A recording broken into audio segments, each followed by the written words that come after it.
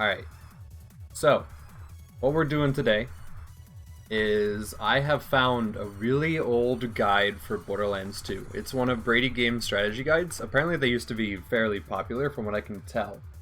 And we are going to try to follow what that guide had on it.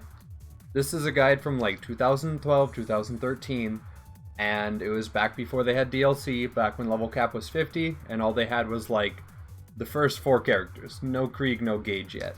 And I have went ahead and written down a whole bunch of notes here from the strategy guide. It's like 395 pages long. So I've just tried to SparkNote style condense it down. I've been doing this for the past like 2 or 3 hours, and I've only made it to Bunker. I'm gonna have to keep working on these notes off stream, of course, but for today, we're gonna play for about 2 or 3 hours to see how far we can get. I've got this down.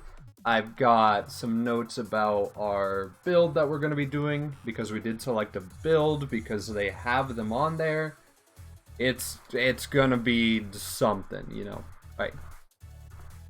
So let's switch to game. Make sure controller works. Yes, I remember you, Stoka. Hope you're doing well. That is a lot of stuff. Yes, it is. Alright, so yeah. New game. Apparently, their Zero, they were wearing purple? Is what they ended up going with. Like, that was their favorite color palette option. So we've got to find something that, like, fits the bill. We probably already skipped all of our good purple options. Well. Okay, yeah, no. That'll work. So we have SassyPants 0. That was the name of the build. Hello, Arrow Launcher. How you doing? Let's go. Yeah, it's gonna be great. Oh, hold on.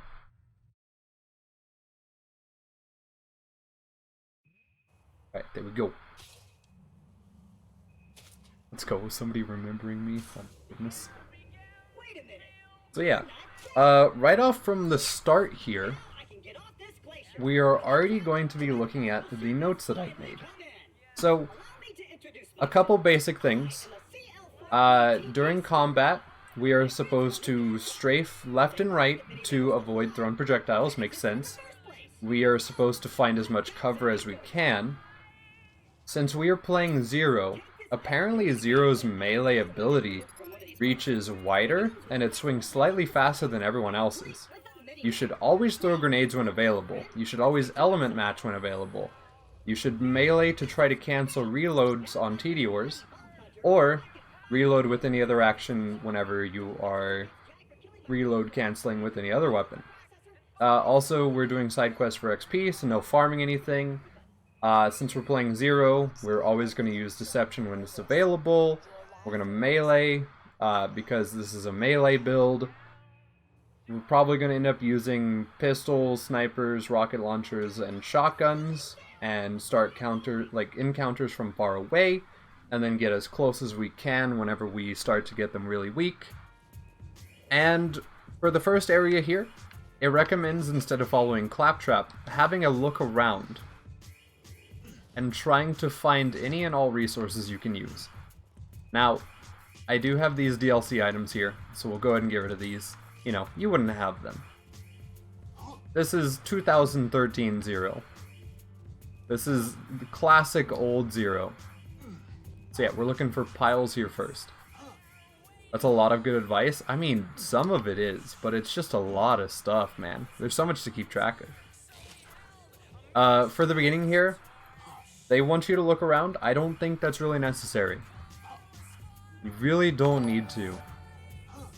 You far beyond the recommended age. What's up, Kex? Hello, my Tmod loader crashed, so I'm here now. Oof. Well, welcome on in. We're starting the BradyGames run, where we're just following that old strategy guide. I have 3 pages of notes, and I'm only at, like, Bunker for normal mode, because there is also TVHM to do, and I don't know if there's anything special for TVHM, so that's got me worried. Yeah, no, Stoka, I know you were gone for a little bit there. Glad you're back, though. I hope it will help me with my zero build. It won't. If you do exclamation point Brady 0, it'll pull up the link for the zero build that we're going for. It's a full melee build, but for some reason it just doesn't grab Mini Must Fall. Also, let me turn off my bar. Although, in the guide, they talk about getting BA rank all the time, so I'd be totally justified in using it. I'm just going to turn it off because I want it to feel like newbie level stuff for me. I want to see what they would experience back then. So yeah, they go for, let's see here, Iron Hand, Killing Blow.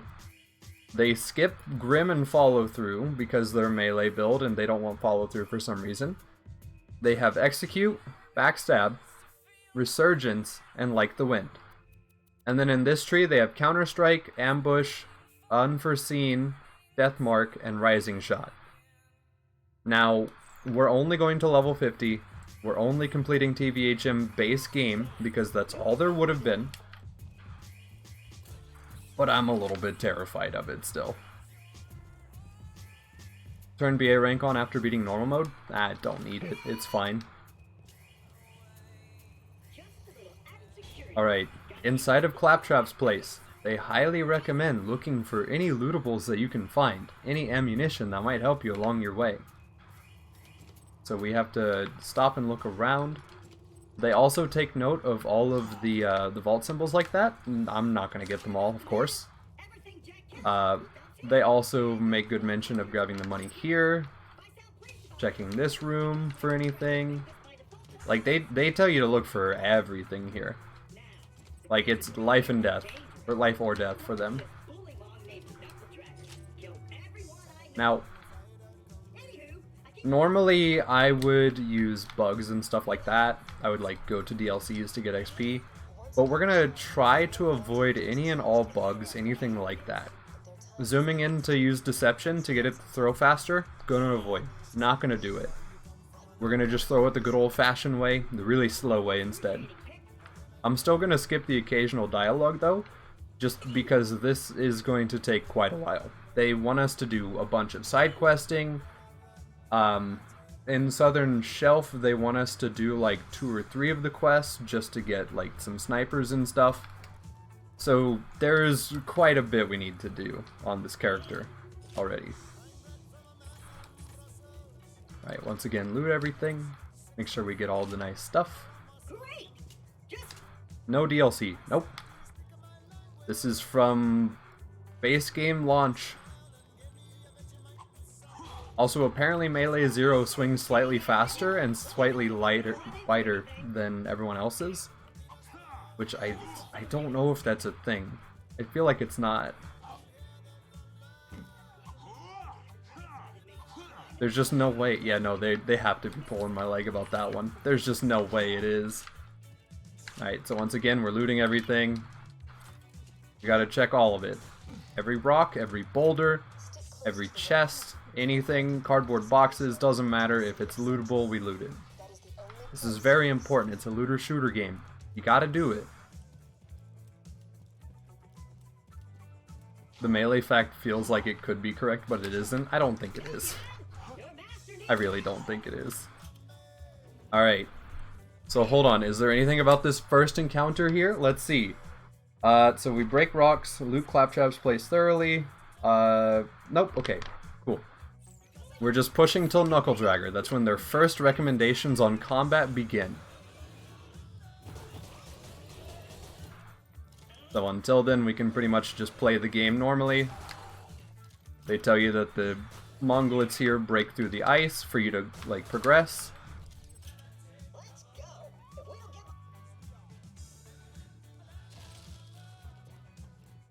Did I play Borderlands the pre-sequel? I have played the pre-sequel.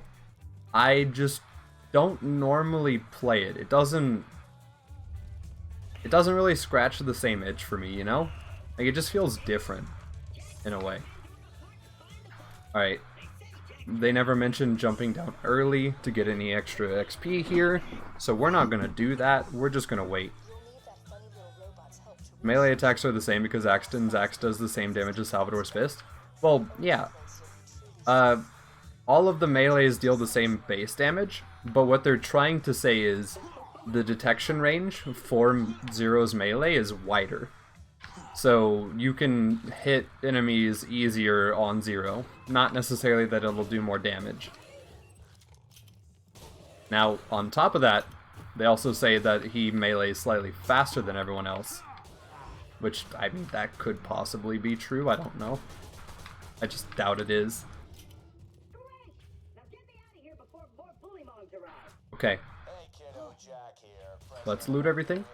Let me explain how things work here. The Vault Hunters show up, Vault Hunter looks for the new vault, Vault Hunter gets killed by me. You see the problem here? You're still alive.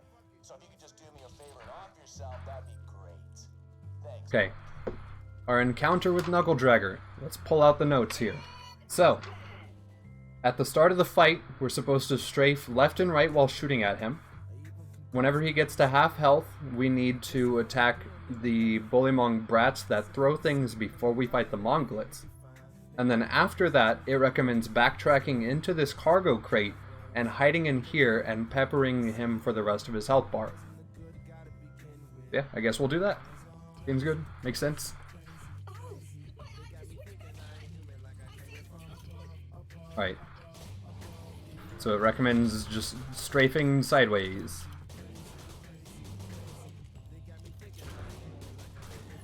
Alright, incredible. Alright, so at about half health, he goes up there. They recommend peppering him a little bit while also dealing with the Monglets. Alright, so that's a brat. He's top priority. There we go. Got rid of him. And then the Monglets. Alright, now it says to go back into this crate.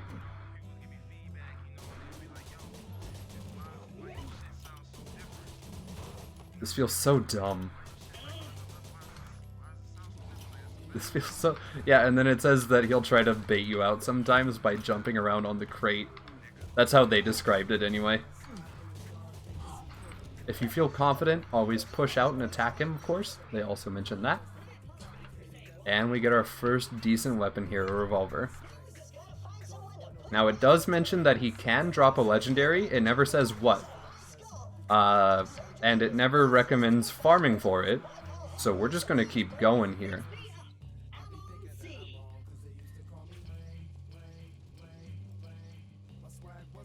Can you help me? Why I get less XP than in BL2? Or is it normal? Are you talking about from the pre-sequel to Borderlands 2, or are you talking about my instance of the game to your instance of the game? Because I am running the BL2 fix still. This mod will help a little bit with this run, just because it'll make XP less of a problem to run into here. The guide doesn't really recommend doing all of the side quests. It specifically picks out a few of them that it wants you to try. And it doesn't really look like it'll add up to enough XP. So we still have the BL2 fix enabled. I wanted dialogue skips, I wanted cars to spawn with the right things on them, stuff like that. Oh, and Borderlands the pre-sequel? I'm not sure. Inside of the pre-sequel, maybe they just have it modified differently. Besides that, I have no clue. Alright, it says to loot the room before focusing on the red chest centralized in it. It's a long way to Sanctuary. Please take whatever you need for the journey ahead. Alright. Oh wow, there's a chest with a gun. Now, it does recommend sticking to the pistol until enemies get too close and then swapping to the shotgun at that point. So let's have a look-see here. In Southern Shelf, we're going to clear the first sets of mobs, and then whenever it becomes Bullymongs and Bandits, then we just get to a vantage point and pepper them from there, let them distract each other. We're going to talk to Hammerlock, we're going to pillage his house, and then we're going to grab 2 side quests.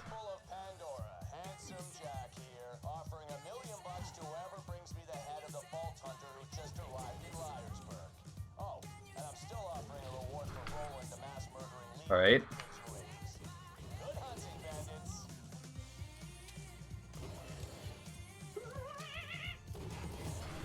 Oh no, he got up close. That's where we use the shotgun, apparently. Only when they get close. But nah, I like this. I hope it's normal, because it's not the first bug that you've encountered in Borderlands, the pre-sequel. It's probably normal. I know that the XP farm in that game can be pretty rough sometimes. Alright.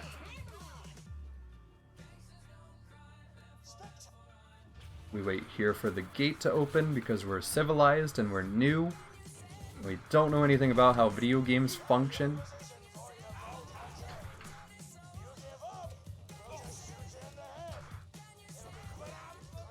There we go.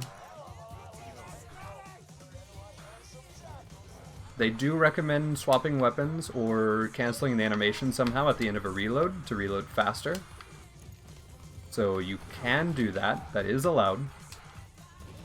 Alright, we're at the Bullymong phase. It says to get up on this hill and just support everything. Make sure that you kill any Bullymongs because they're worth a little bit more XP than the Marauders, apparently. And then just go from there. Is this a sequel for the playing the first time stream? No.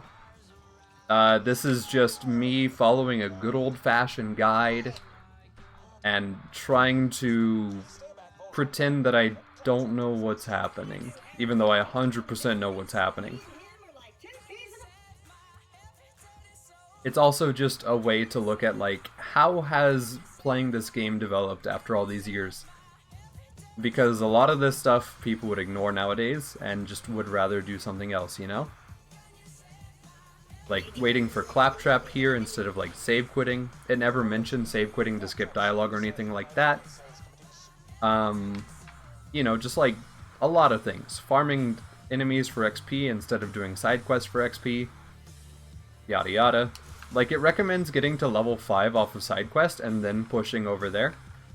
So that's exactly what we're gonna do. Alright, so we give him the eye.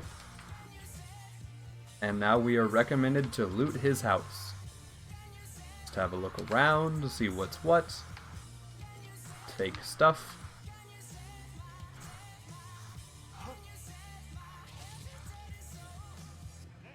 Alright, we got everything.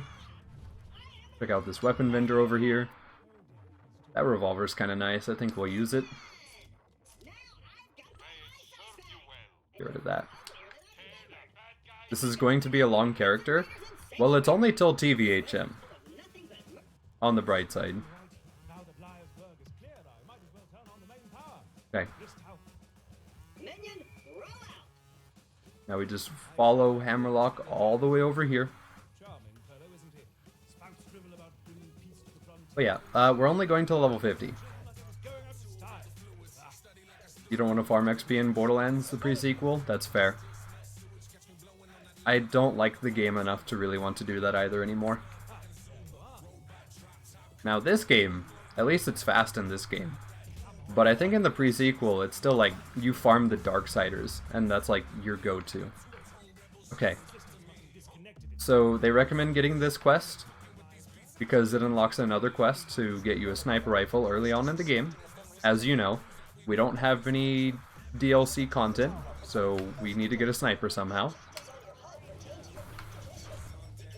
Shotgun for close range. Back to the pistol.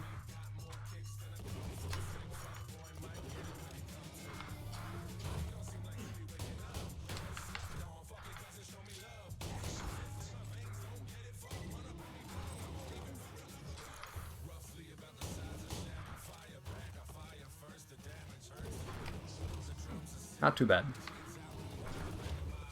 Swap to the shotgun.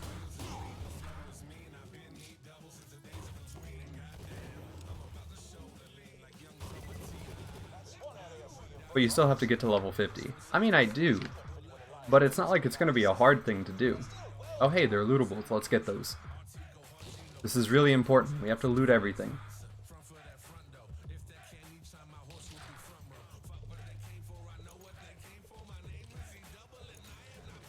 Somebody dared you to get to max level? Good luck. Go for it. Totally seems worth it. Not a time waste. Alright. And then down here.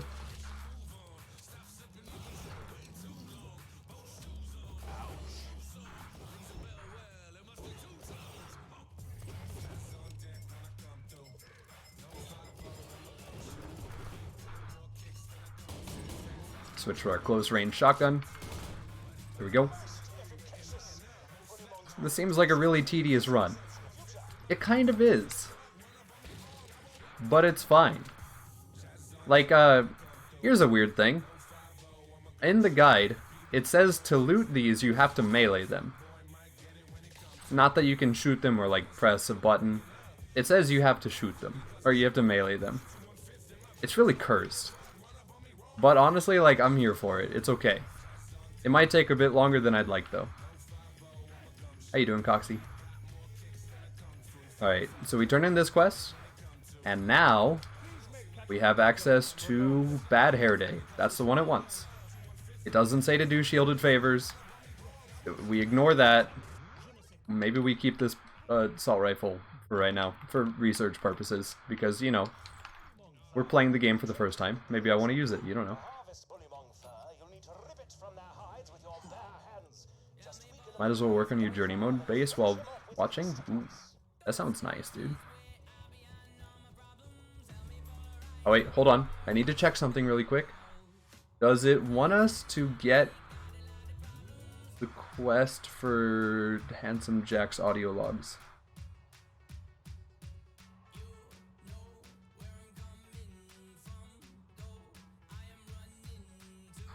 Nope.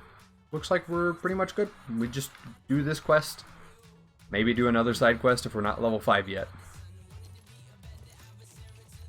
Alright, we're gonna ignore that area, because we don't know what that is yet. It's enemies over there, it's spooky.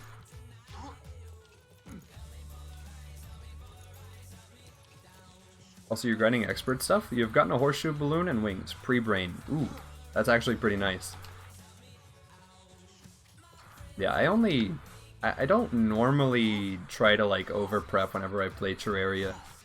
Unless it's, like, Master Mode. Just because, you know, you don't really need to. And eventually the game will just open up enough to where you just can get better stuff, and the farm isn't necessarily as worth it there. But fledgling wings in a cloud to bottle are like, they're real nice to have. Alright. Also, we will be building a ghetto melee build. So we have to keep that in mind. That will eventually be a thing.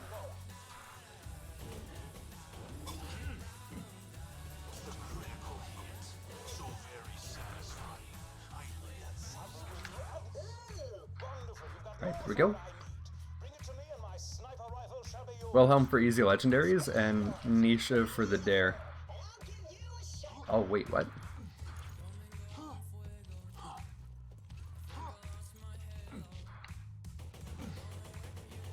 So, you're playing 2 characters now? Like, is Nisha already done, or is that, like, a new thing?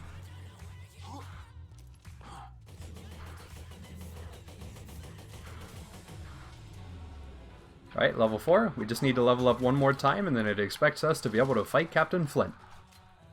Feels good. You prepped an arena for Brain, just need to wait for the explosive guys to respawn, and you're gonna loot the jungle. Gotcha.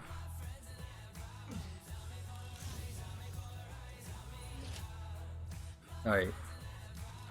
Mediocre stuff here. You think over-preparing for pre-hard mode is fine, but hard mode it's either get tedious or boring? Yeah, that's fair. If you just follow the Noodles way of thinking, just do all of your prep pre-hard mode and then just plow through hard mode. Just immediately go fight Duke Fishron, get Razorblade Typhoon, and just, you know, beat the video game from there, no problem.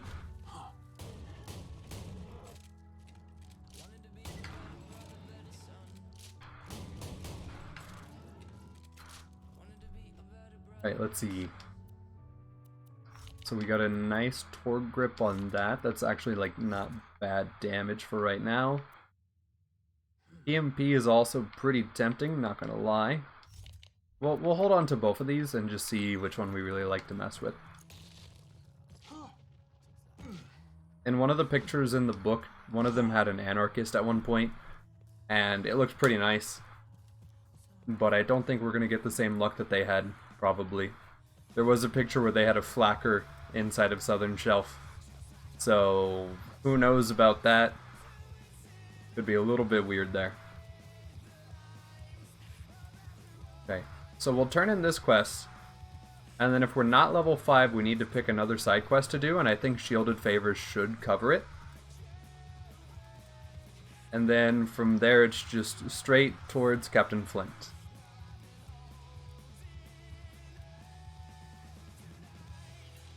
Because of the challenge run, you can't dare me to do certain stuff. I mean, I guess not. But that's totally fine. This is purely just to see, out of sheer interest, what this is like. Because I saw MrLlama do it with Diablo 2, and I knew that there was a Borderlands 2 guide somewhere out there from a while back, so I figured, like, why not? It might be interesting. And so far, like, I'm kinda here for it. It's not that bad. What does TD Barrel do on a pistol? Absolutely nothing. Besides be kind of garbo. Okay, that's a nice sniper right now. I mean, it's weirdly parted, but it's green, and that's more than enough to make it decent for us. Alright, so yeah, we need to do Shielded Favors. I didn't necessarily look up how they wanted me to do the side quests, so I'm just gonna do them in like a newbie way, which is just to kill everything, because that's what they want you to do in every situation. Get a vantage point, take advantage of barrels and other stuff, and just kill everything. Just shoot them all. This pistol is rough.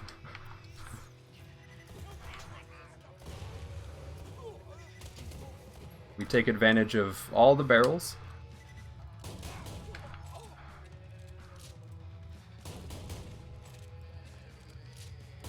Incredible. Oh, is that what? Hold on. Wait, I just realized something dumb. There we go. Now we're back to playing the video game like a normal person. Of course, I forgot. Yeah, for sure, QC. Exactly. So tedier parts do nothing? Pretty much. Like, if you find tedier parts on items, usually the answer is they do nothing or next to nothing, and it doesn't really matter too much. Oh wait, hold on. There's a thing to blow up here. There we go. That was worth the time investment. We're good now.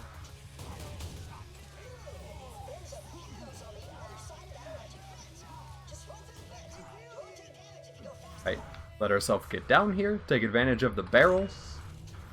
What's up, Noodles? How you doing? There's no preview for the guide, unfortunately. The only version of it I could find, you had to download.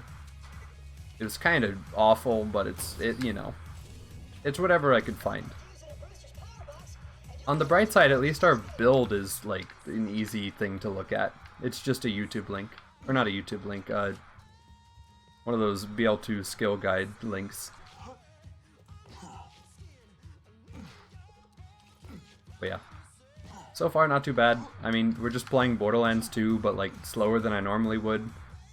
If this were a normal playthrough, I would probably be fighting Captain Flint right now. I'd be about level 8, and that would just be from pushing Boom Boom early, farming him with Skyrocket, and stuff like that, you know?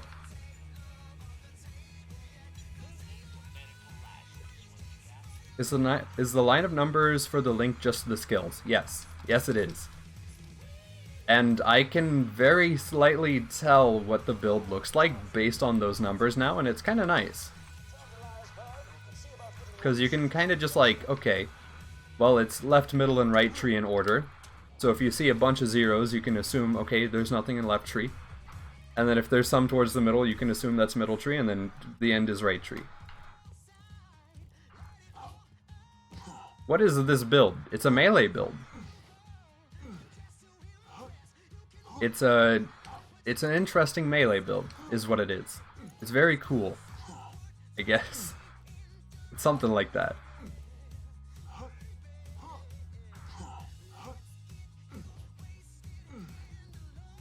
You voted because election day and played Terrar XD for the rest. Nice, dude. Honestly, that's totally fair. That'd be a good breakaway. Alright, so we're not quite level 5 yet. It's the SassyPants 0. It is. That's the name of the build. So, to hit level 5, I don't really want to do that quest all the way up there and walk all the way around. Why is this build level 50? It is level 50 because this is a guide from 2013. And that's as far as we're taking the character.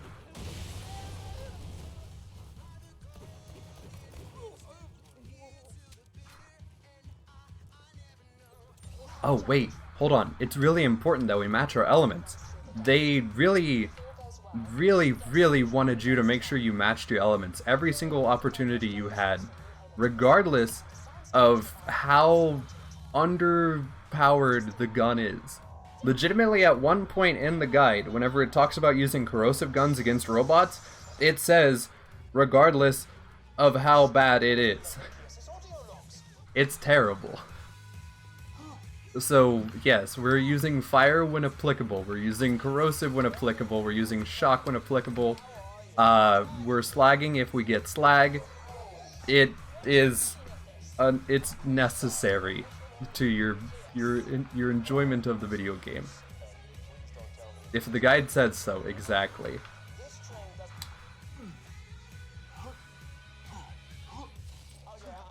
But no, it's not a meme. It's an actual idea. I got the idea from watching MrLlama play Diablo 2, and there just happens to be a guide by the exact same person for Borderlands. Also, as a side note, there are BradyGames guides for Borderlands 1, and I think at least the pre-sequel. There might be even more. So, yeah, you just keep that in mind. There's more. Alright, we have to do Symbiosis. I really didn't want to, but XP be darned, we need it.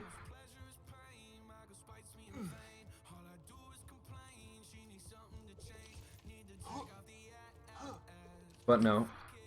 The final build isn't too bad, I guess. For level 50 TVHM, sure. You want that Borderlands the pre-sequel guide? No, you don't. No one wants that guide. I just have some doubts about its quality. Oh no, enemies. Good thing I have a fire gun to deal damage over time effects to them. Oh wait, he has a shield. Let me break it first with something else that they don't resist. There we go. I missed. There we go. You take issue with Unforeseen, but it was at level 50, so kind of anything was good. Yeah. Well, to be fair, Unforeseen is used in UVHM for XP farming against McZafford, because you can get away with it. It works. Not well, but it works.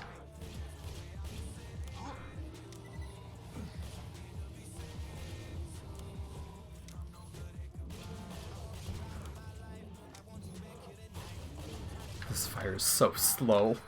It's so slow, dude. Why is this called SassyPants 0?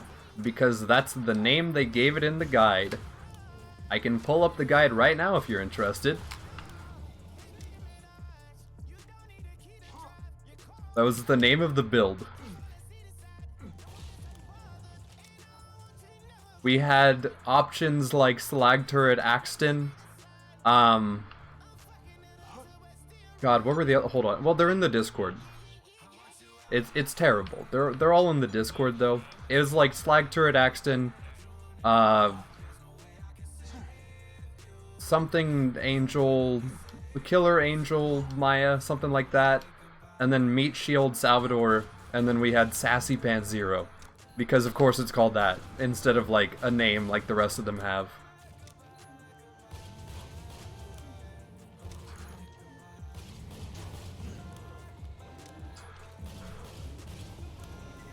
Oh boy, we've hit level 5. Excuse me while I equip the sniper rifle and spec into Deception, which I need to use immediately, by the way, because if you have Deception, you should use it. It's a great distraction tool.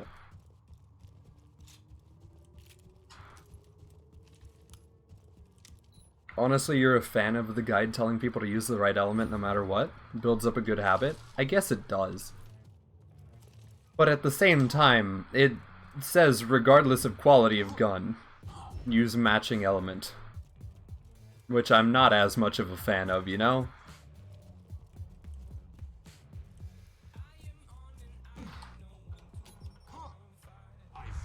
Alright, we have Deception, we gotta use it. We also have grenades, we gotta use those too. Correct.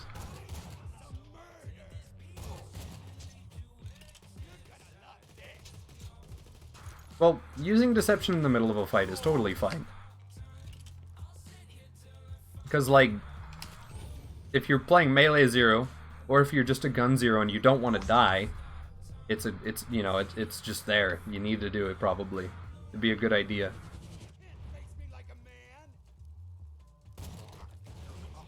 I don't know why I threw that grenade if I was just going to pop his head off like that.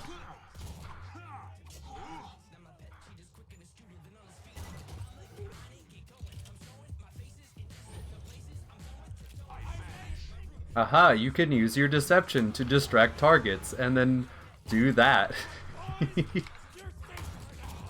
They did actually recommend using your Deception to distract targets like psychos. Which, like, that's kind of fair. It makes good sense that you would do that. Hey, look, an upgrade. Alright, let's favorite that. Well, that's a good strategy. It kind of is, honestly, to be fair. At the same time, UVHM Sans Peak can be completely easy by using the worst element on each enemy in with this case. Well, with these, yeah, I guess so. Alright, we use Deception. We throw grenades when available. We shoot.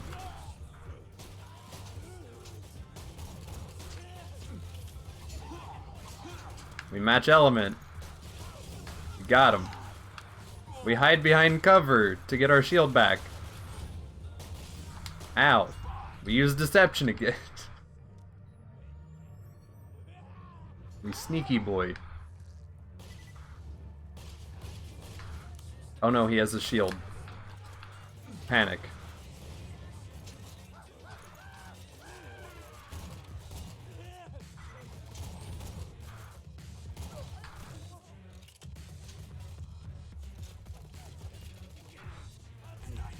I think the guide knows you'll get upgrades often, so it recommends that you match elements. I mean, I guess that could be the case. I doubt that's why they say it.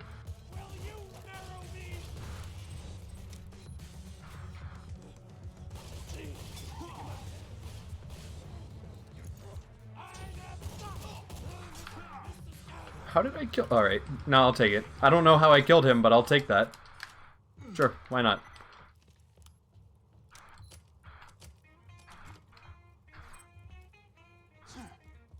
Okay. There's a challenge to kill him without letting him alert his friends. So we're gonna try and do that challenge. Let's go, yeah.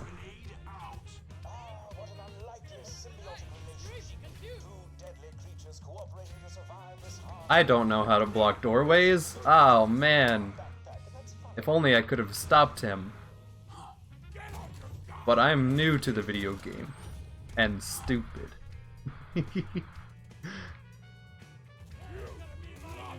Oh god, I killed the midget already. I mean, that's what I wanted to do, but like, still. Alright, we killed it. Now we run away. We loot everything that we can. You're not using Deception enough. I'm so sorry, you're right, I need to use it more. This is very important. I sold my shotgun, but it's okay because there were more to pick from. I gotta wait until it hits 1. That's where the most damage is at.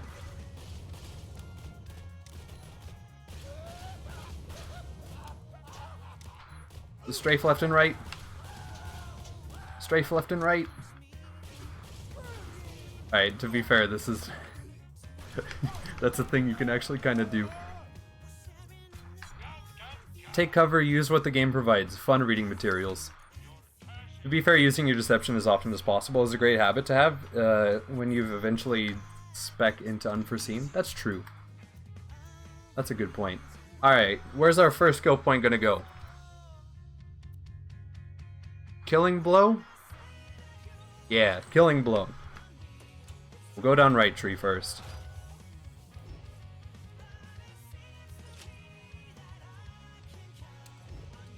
Well, no, it's not a Mimi guide, it's just that it's a really old guide. So most of it is either not applicable or we've learned better. Like, we just know better now. That's a nice shotgun.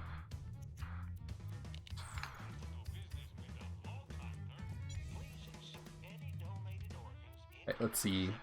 Any upgrades? Not really. Nothing really worth. Stock up.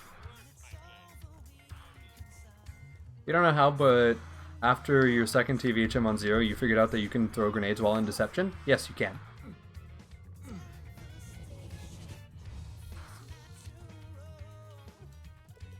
Alright, let's just save quit out. Save ourselves the hour of walking back that they would recommend doing. There we go. That's a direct upgrade.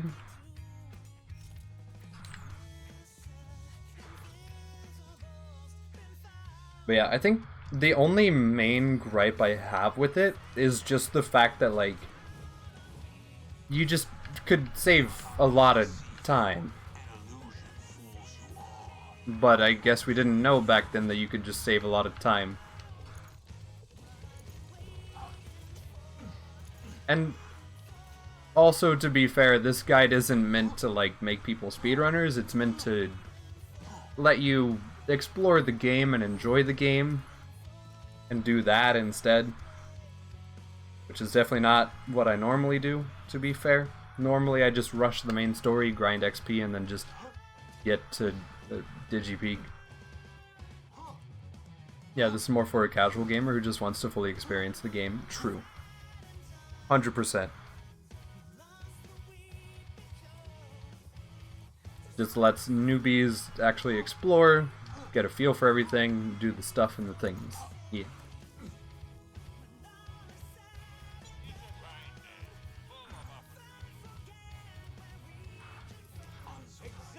Alright. Now that we're past level 5, we can go ahead and go. There's cool skill descriptions to get you immersed. Yeah, but some of the skill icons in the skill trees are also flipped around. Look at Salvador's. I think it was Sal's that was kind of flipped around. But a couple of the icons were just flipped. And it was really weird to look at, but it was kind of funny at the same time.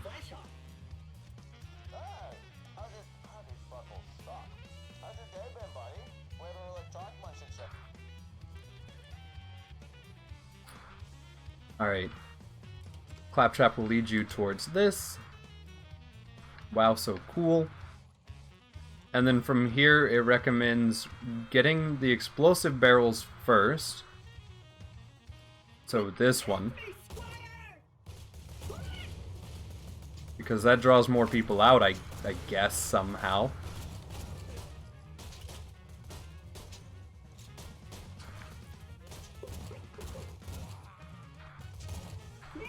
Alright, there we go. But yeah.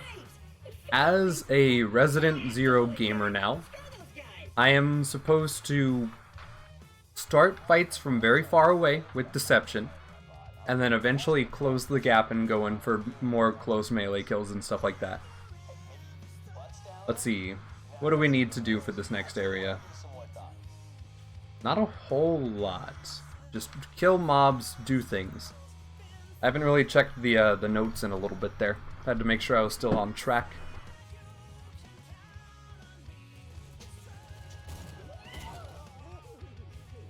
Don't go near that barrel. I told you. Ooh. The final episode that they're making for a good while is coming out tonight for Attack on Titan. That's gonna be so nice to watch.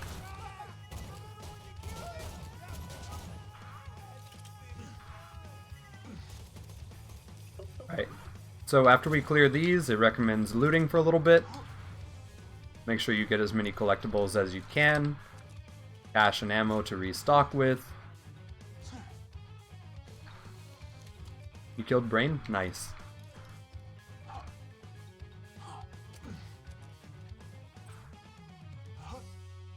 Let's see, a little bit of ammo over here. A little bit more stuff over here.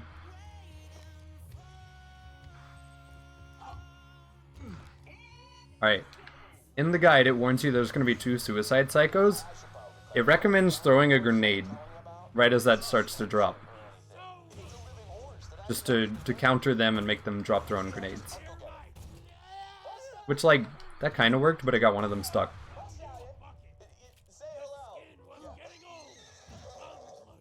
Yeah. Don't worry, I know about that. I just... Jesus Christ. You know?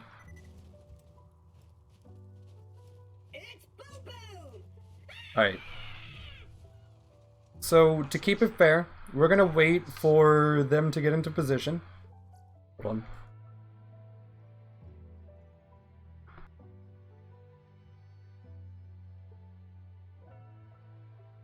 Alright, there we go. Wait for them to get into position. Now, what it recommends is throwing decoy out, running this way, shooting Big Bertha, now focusing on Boom.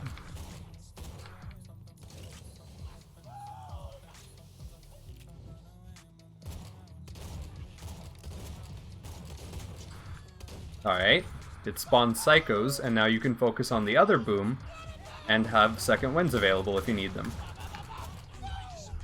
And I'm shooting him only in the spots where he has reflection, I guess.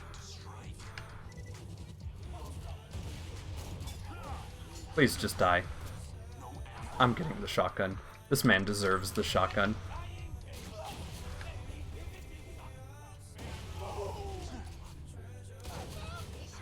There we go.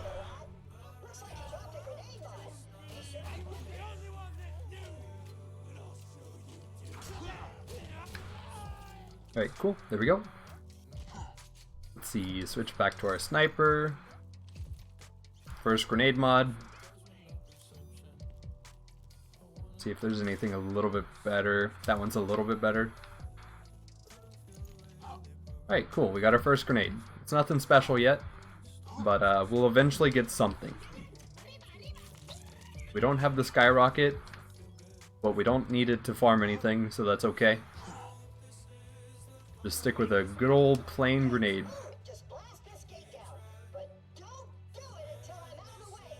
Okay. We shoot down the gate, and then we combined our grenades and our new action skills and stuff to take down the enemies that are coming through this wall. Instead of just using the giant cannon. I guess it's more XP, technically, because you're not in a vehicle whenever you get the kills. But it just feels weird.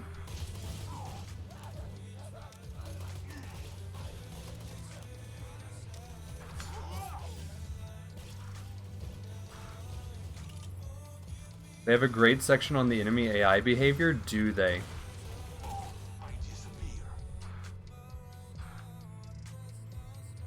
Sorry.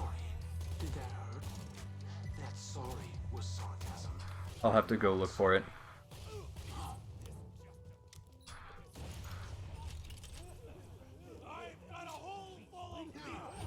I'm kind of treating the guide like any person who would just like skim a guide would treat it, I guess. Just looking for anything that looks out of the ordinary and just yoinking that. Well, it's basic stuff like... I'm going to assume it's probably stuff I already do. Which, like, that wouldn't surprise anybody. Enemies will retreat, enemies come in packs, enemies have different behavior when wounded. Oh, okay. So yeah, that is pretty... Yeah, that's pretty self-explanatory, normal stuff. Alright, one more point to killing blow. Now, from here, it says we could use the lift and go back and do more side questing if we needed to. If we were feeling a little bit weak after the fight. Or, we could proceed. And we're gonna proceed. It recommends hugging the left side, because this will avoid the most enemies, including and leading up to the door. So we just hug over here. We're gonna hug on the left side whenever we get up there too. It should spawn the least amount of enemies for a person to have to contest with.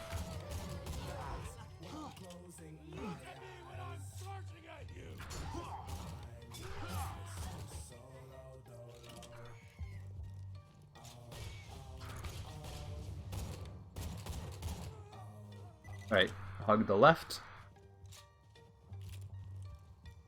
I don't know how far it wanted me to hug left, but it says left. Like, as left as you can. Alright, feels pretty safe. Couple mob spawns and aggro here. Nothing too terrible, though.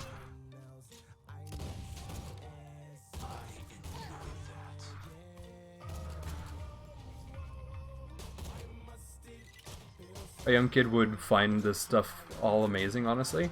This guide seems absolutely tailor-fit for them. I guess so. Yeah. I don't know, I'm kind of interested in seeing how it just leads out for, you know, anybody who actually needs it.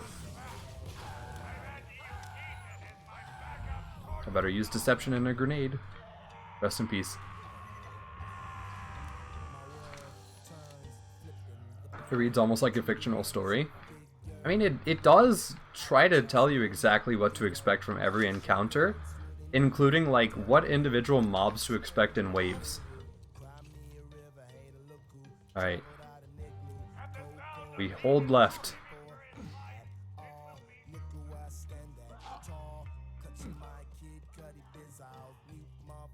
Alright, I've held left for long enough. We are now safe and through the first area. Okay, so from here, it is recommended that we go ahead and sell whatever we don't need, whatever we're just holding on to randomly. Just clear out some inventory space that was was recommended here. Use this barrel to kill the first guy that spawns here.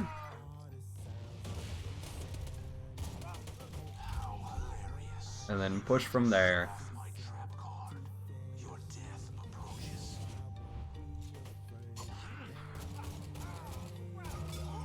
There we go. Incredible.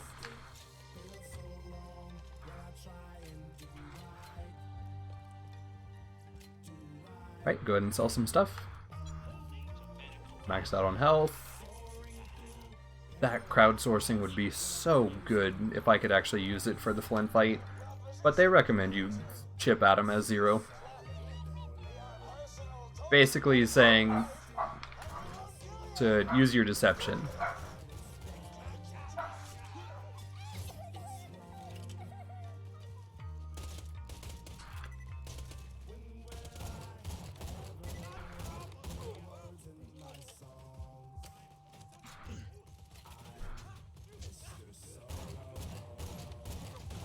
Alright, use deception here.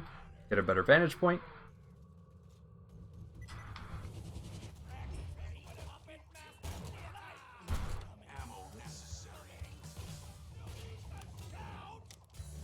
Dogs are mad. A little bit.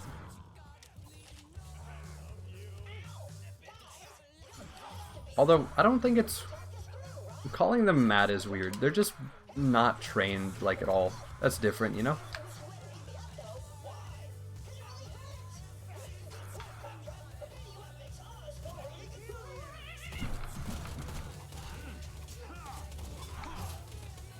Right, use our deception here. We'll pick off one target, kill the other one. There we go.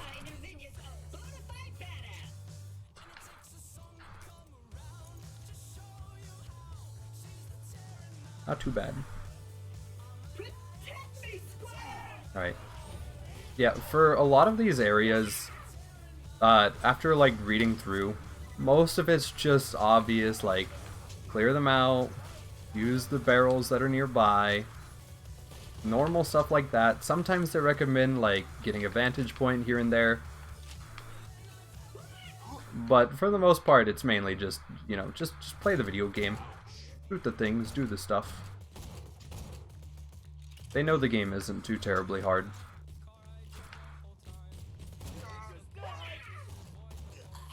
Although I will say there's some weird stuff. Like, on Wilhelm, they recommend, no matter what, using either corrosive or shock weapons.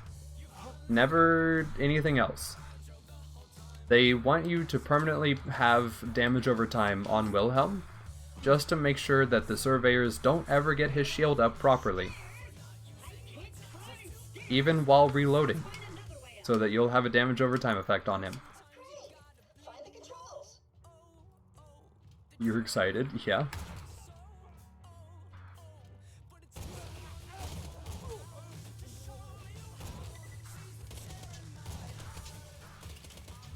Bro, I threw that like it was a skyrocket.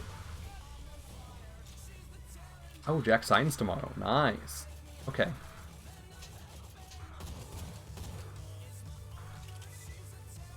Alright, have a look around.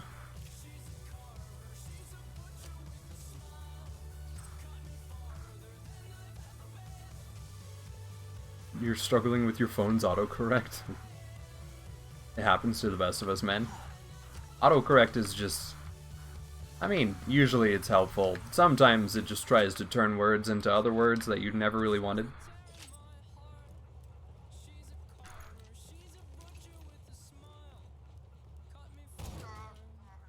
Alright. Pick off enemies.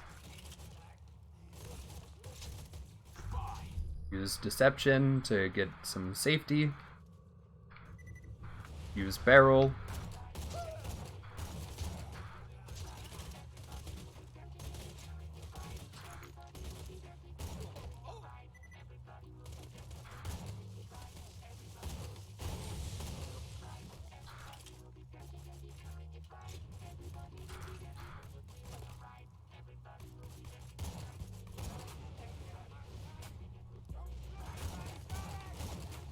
Alright, we go in.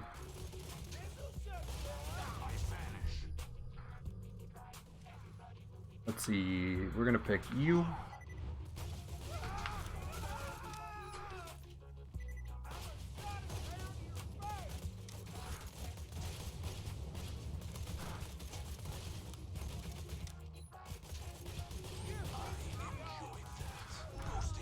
Alright, now we just go pick the last guy. Not bad. I probably could have waited a little bit longer there and gotten a guaranteed kill. They even have a section on Terra. Well, we're not there yet. Also, I have not read about Terra yet, but Terra will be the end goal, of course. Level 50 Terra, that has to be the goal, right? It just makes sense. Alright, so normally here I would rush past, just push up to where Flint is, and then just, you know, body block him. Deal a bunch of shotgun damage really quick, and just kill him as fast as possible. The guide doesn't say to do any of that, though. The guide says to stay as far away from him as possible, pick him off as well as you can, and then only deal with the mobs as needed.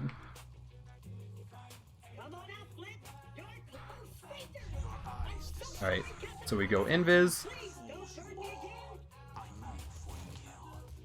Right, now they warn you that he reflects bullets and takes like no damage during the fire phase, so you have to just wait it out.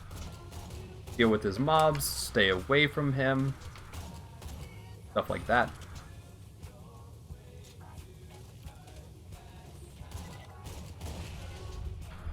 Alright, he's about cleared.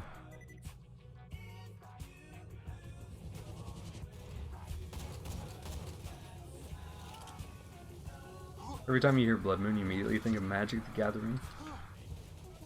Oh, hold on. Oh, I was warned about this melee attack. Hold on. Get away from him. Put a grenade under him and him. Shoot that guy.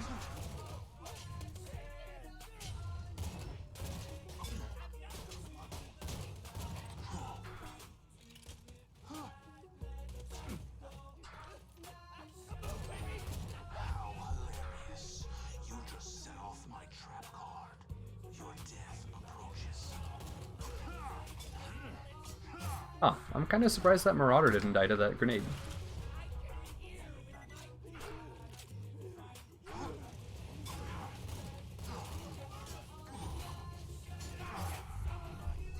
Alright, get away from the Flint Man.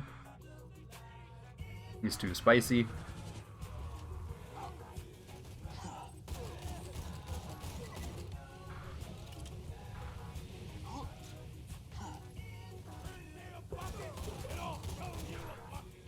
Yeah, this is definitely a lot slower than the normal way I'd go about this.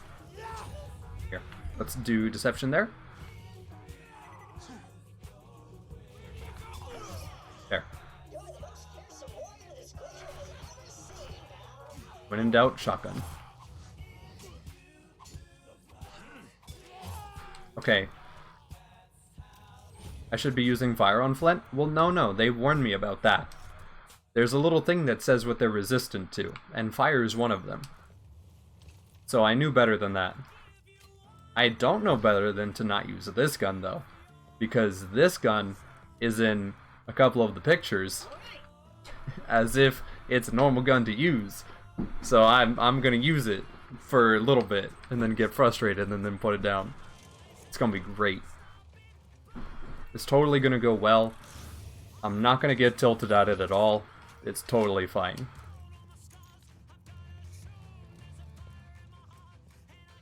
But no, the guide told me not to use fire on Flint. Thank you very much. Alright, let's see. So, congratulations, pat on the back. We have just beaten Captain Flint. We are moving on to Three Horns. Now, in Three Horns, we are to proceed as normal until we get a vehicle.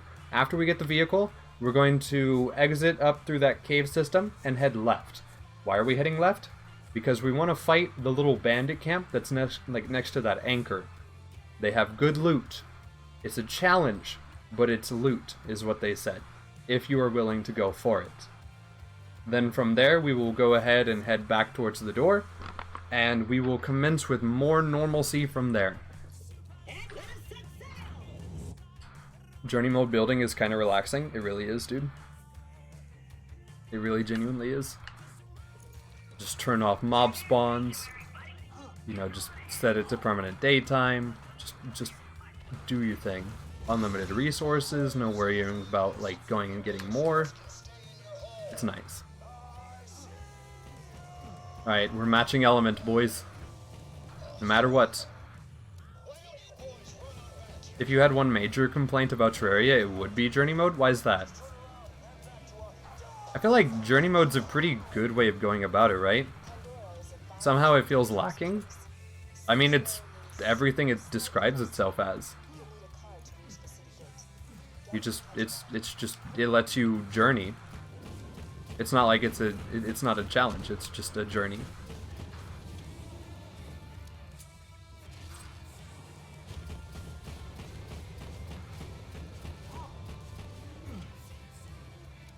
Look at this burning damage. The guide was right. Oh yeah, no kidding. Man. I'm so incredibly glad that I'm using this gun right now. It's so cool. It's so nice.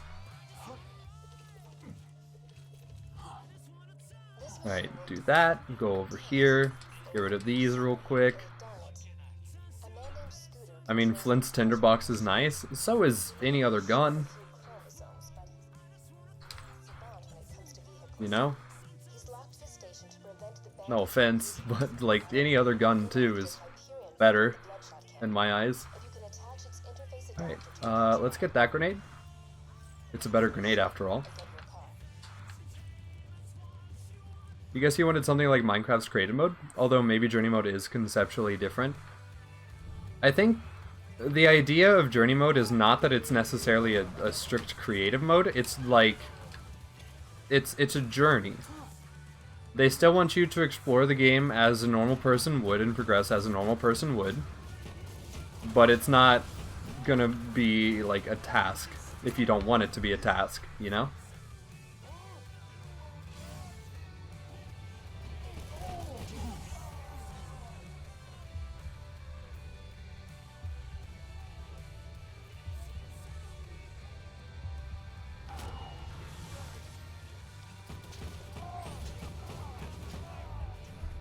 And we go invisible, and we poke this man. We poke him in the back out of habit, mainly. Did he just step in the fight? Yeah, I think he did. Level 8.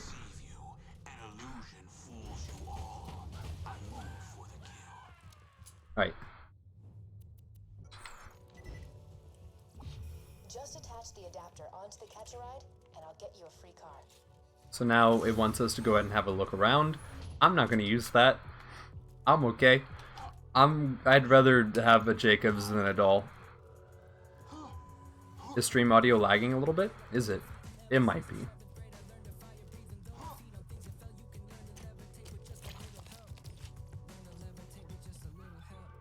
Alright.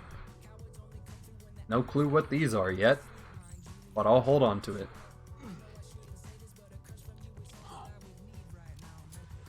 It isn't for you? Okay, good. Because there's no backup recording of the stream. My computer is simply not capable of that. So whatever Twitch saves is what's getting put on YouTube for this. That's just how it's going to be.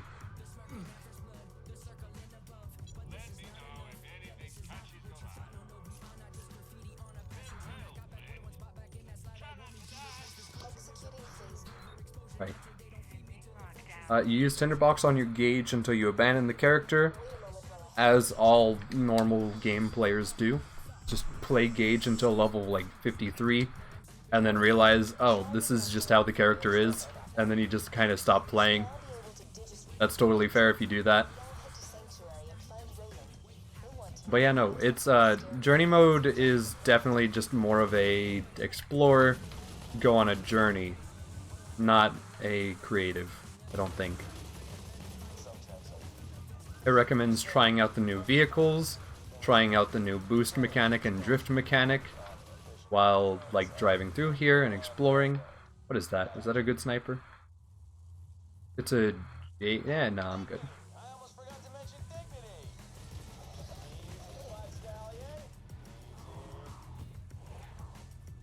But yeah, it does recommend trying out drifting as well. So I'm gonna drift like I normally drift. And I'm just gonna live like that, and it's gonna be great.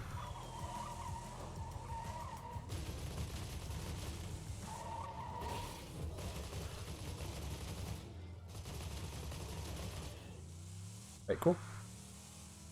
You strangely enjoy Gauge and have a few level 80 saves? That's totally fair. I get that. Alright, so we're here for some challenge, okay?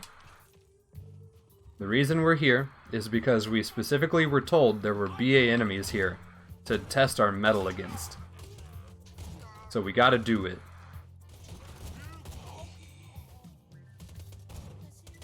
I missed. That's awkward.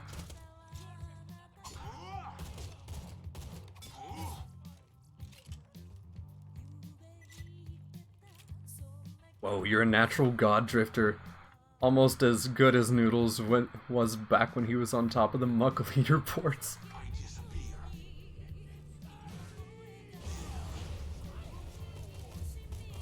Alright, this is a new one. I'm alive! Oh, Jesus Christ.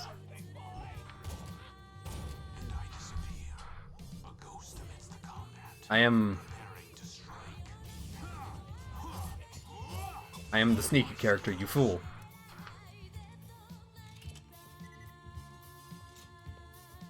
Man, anyone else remember when Noodles_Gaming used to be a pro god streamer game man? I do. And it was excellent. Who introduced us to Muck? We already know who introduced us to Muck. He's talked about it several times. Do you make Meatball Flail for jungle? I don't really like the flails in that game anymore. Because now yo-yos exist, and they're just better flails.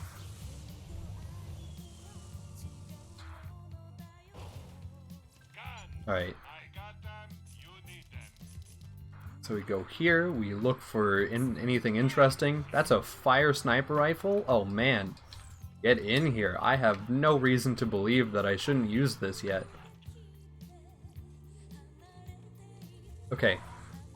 If we feel like having more XP, it also recommended coming down here into this pit area and drifting around for a little bit. So we're going to do just that. We're going to drift around. Is that it? Nah, it's just a barf skeg.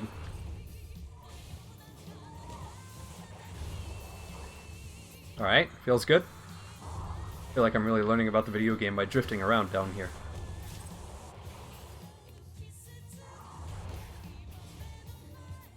This is incredible. Alright, I'm just gonna kill them. This is... I'm good. This takes too long. Okay. So here's what we are recommended for Door Guy. We kill Door Guy. Why are there 3 Door Guys? And then we immediately back up, swap to our main gunner seat, and then take advantage of the gunner seat for more precise killing.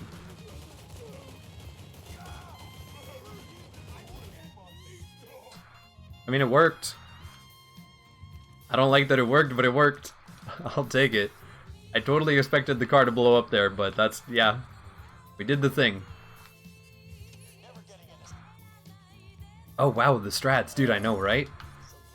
They have you clear out that bandit camp.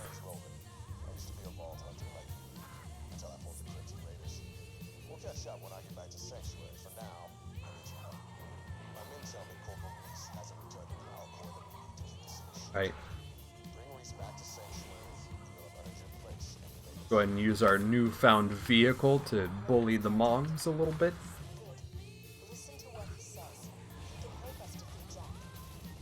Incredible. You fire SMG? I don't have one yet. That'd be... Oh, wait, I do... Oh my goodness, I better use that right now. Wait, yeah, no, I'll use that, sure.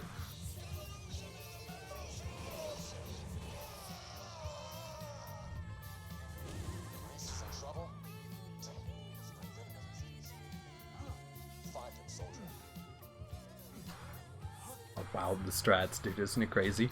Alright. So we match element. Which, I mean, it's a Snyder, so of course it's gonna be nice. There's no problems here, this makes sense.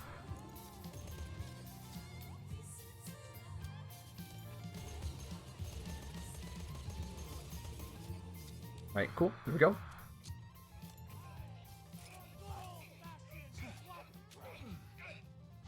Did we get a BA? We did not get a BA.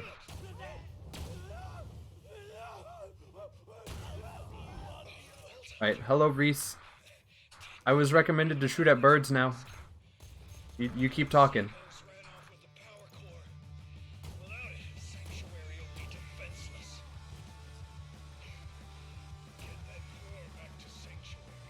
Alright.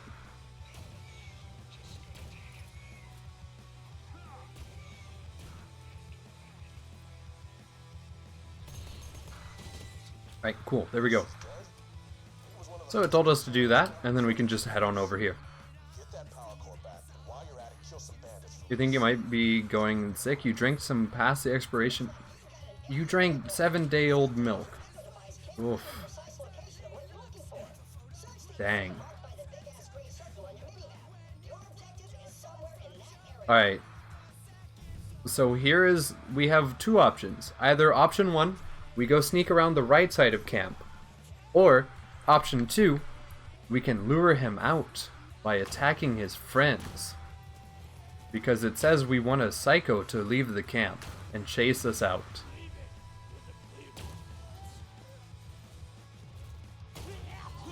Alright, we did the thing. Now it says we can leave. We're good now. We can go back to playing the video game. What's next? That's it. Just go to Sanctuary. Okay. Seems good. You should probably empty the rest into the sink before you're tempted again. You're gonna be tempted by smelly 8-day-old milk. I don't know, man. Unless you're gonna hold on to that for cheese making, I just don't think. I think you should probably give up on it. I don't know, man. I just don't think it's a great idea. This is a message to Sanctuary, the last stronghold of the Resistance. And or as you knew it, the Chaos, the Bandits. That time has It's the cereals that you want? I would rather use water than nasty, smelly old milk in that situation. Like, there's just no reason. Okay. So we have some very special instructions for how to deal with Sanctuary. You're gonna love this. Alright, so we take our item here. We go to Jessup.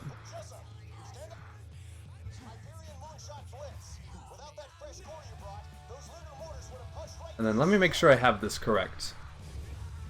We are going to grab and finish rock, paper, scissors. We're going to grab and finish assassinate the assassins. We're going to grab and finish the name game. We're going to buy a backpack SDU after, like, from Scooter. Like, do the Scooter thing then. So we're just ignoring Scooter and we're doing quests. Yep, that's how we do this. This is what they recommend. We go in here, we grab the name game, we go over to the thing and grab assassinate the assassins. It doesn't say... When do I do no harm? We do... Okay, we do that after. There we go. So we grab this quest. Bruh, what? What happened? I didn't mean to buy that. I just wanted to buy health, man. Oh, I wasn't recommended a shield. I'll have to do more research about that later. But I'm assuming since I'm a melee character, I'm doing melee. Alright, so it says we can go ahead and do all of this quest line just to get some really fast, easy XP. So we're gonna do that.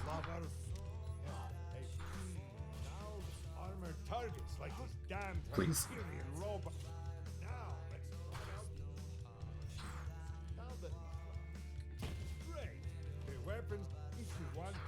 Alright, we've done that. Let's switch back to our good old fire weapons here. Let's also sell the tinderbox because I don't think I'm ever going to touch it again. And now we go do the name game and then assassinate the assassins. Let's go. This doesn't feel weird at all. God, it's such a weird order to do things. Like, the fact that they didn't just say, hey, push towards this quest and then just grab all of these at once so that you can just knock them all out and then come back. That would make too much sense, right? But this is what they want. Right, so there's 2, 3, and just grab 2 over here, I guess. Can't even go on Instagram without getting spoiled. Feels bad, man. You could just not do that yet, then I guess. I don't know what to recommend. The meme people are too fast. You're gonna get spoiled, unfortunately. Alright, so I need to kill one with a grenade. That ought to do it. There we go.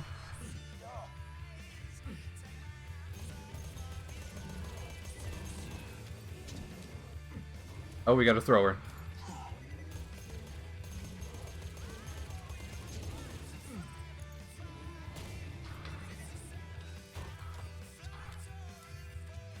Right.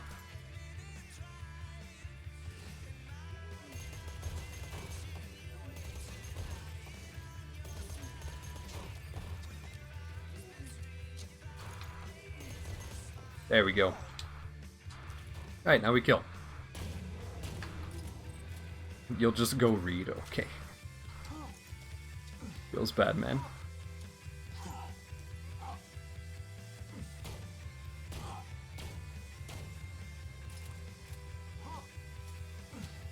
You know, besides the fact that, like, doing all these side quests is really slow, they're doing a pretty good job at keeping the player at level, weirdly enough. Why are there birds mad at me? I didn't even do anything to deserve angry birds. Alright. Now we go do assassinate the assassins, and then we go turn them both in. I'm just gonna save quit there to lose aggro and all that other fun stuff.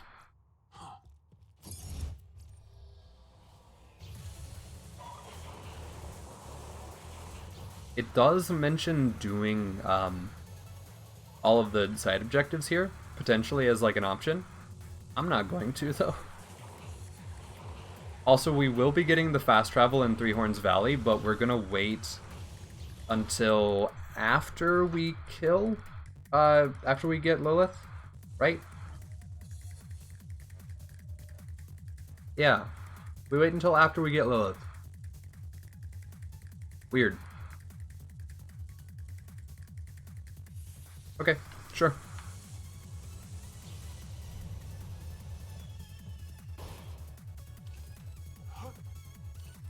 Who is Lilith? Oh, they just... Okay. They're not afraid of spoiling you. That's not what the guide cares about. The guide doesn't care about spoiling you for who everybody is. They care about letting you know what you're gonna do and who's gonna be there and everything else. That's the name of what they do. We don't have to pretend we don't know anybody. We just follow what the guide says. Oh wait, there are lootables. Hold on.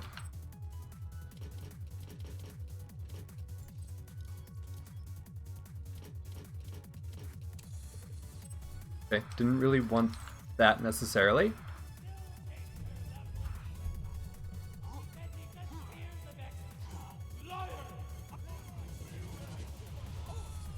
Okay. I do kind of like that now. I'm gonna be honest with you. They were kind of correct about the idea of like, oh, just spam your grenades as often as possible. You're not gonna use them. They're right, I don't. I never use my grenades. I don't play characters that need grenades. Oh god.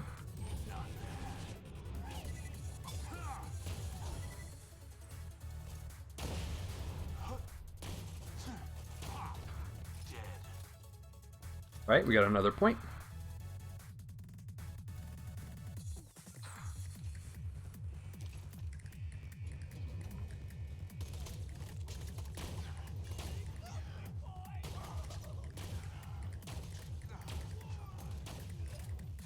Alright, if we had a pistol, we could do this objective. We do have a pistol. We can do this objective.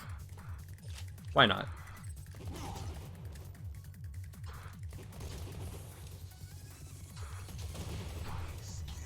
There we go. Next one is a shotgun, right? Sniper rifle. Even weirder. Okay, I'll take it. That's fine. I don't know why my brain kind of thought they would be like, kill them with the thing they use. That just made too much sense.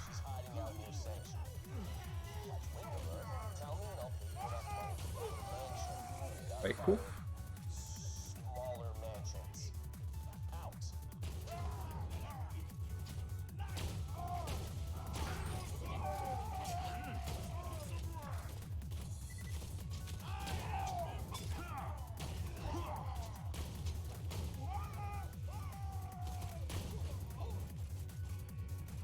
Alright, who's over there? What if I just do this? Make his allies blow him up.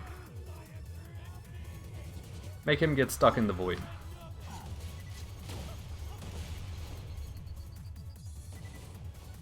Please don't actually get stuck. We'll let him go ahead and step out for a little bit while we focus on this guy.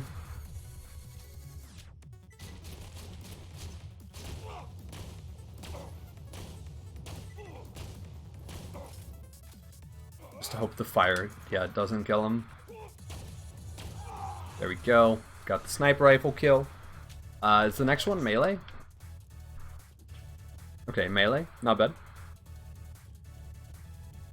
Just hope that I will learn Borderlands the pre-sequel like I learned how before I stopped playing Borderlands the pre-sequel. Okay, so you'll just relearn how to play the game, is that what you mean?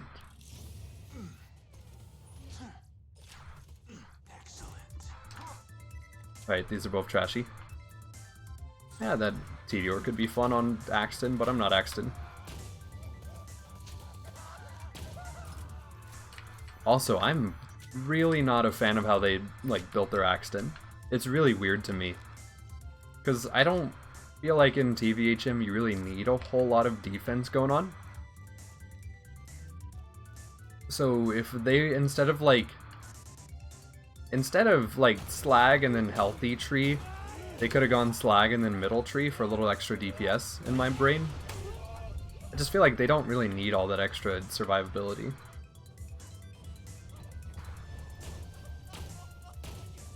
Although I guess this was early days, so who knows. Maybe it felt proper.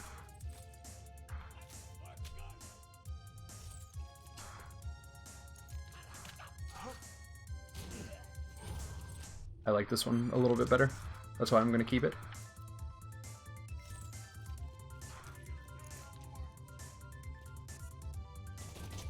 Oh no. Why? Oh, did you just see the build? Isn't it great? That's how it is in the guide. Don't judge me. It's not my fault that they made it like this. It is 100% their own fault.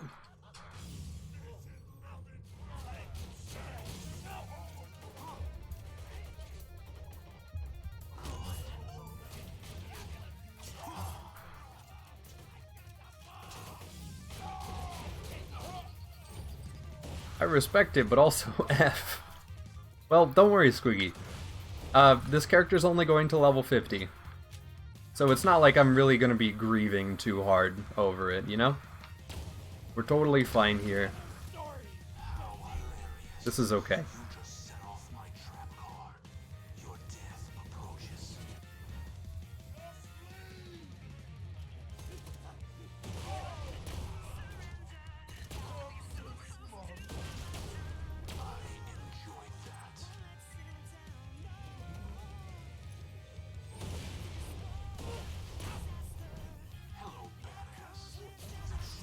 Right.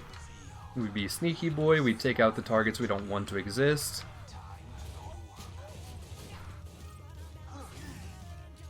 Alright, Wreath, you need to chill. I know this is why you're in DigiPeak, because your fire dot is stupid, but, like, hear me out.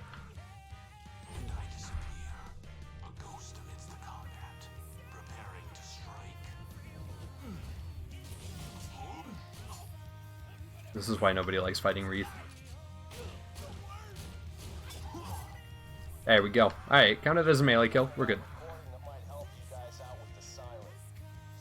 Neat. Where you at? Oh, you're talking to Coxie. Coxie's doing his extra mode Terraria stuff. It's pretty neat. Also, we're almost done with the first page of notes already, so that feels good. The first page of notes takes us from Southern Shelf all the way to Frostburn Canyon, which feels real good. I mean, I know you're in Southpaw, no doubt, right? No, I'm in a secret extra DLC bonus map thing. 100%.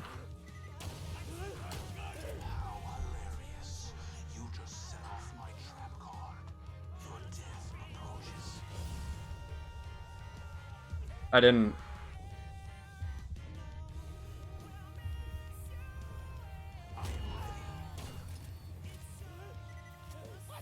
Also, did you really print out those notes? No, I hand wrote them.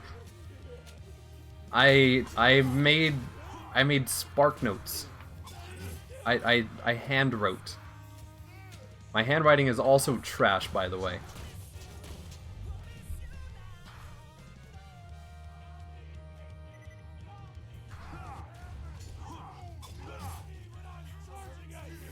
Oh, even better? Oh, I know, right?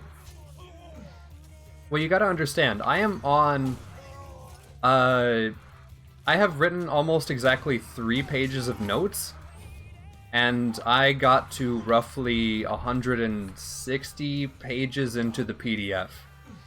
Out of 395 pages, by the way. So, yeah. It's kind of thick.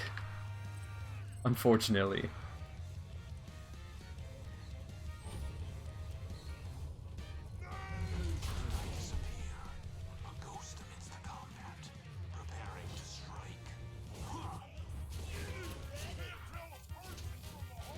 $3.95 what? Yeah, exactly.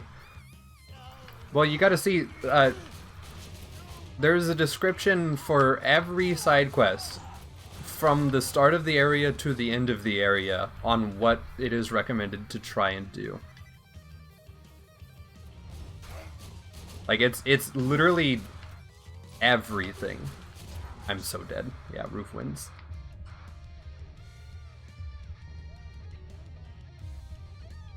Fine, I'd kill him with the sniper. Feels bad, man.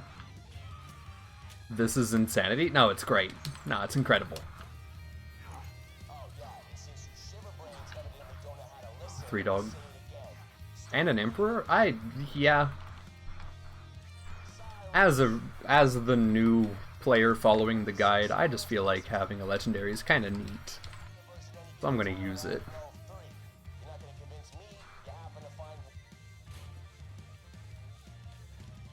Dude, it's great. There's a free PDF download of the BradyGames guide online. If you want to do !Brady guide, you could just download it from there, and then just scroll through. Just enjoy it. Some of the pages are literally just art and pictures of maps and stuff, thank God. So it's not like it's all just walls of text. But there's a lot. There's so much. It's kind of ridiculous how much stuff there really is.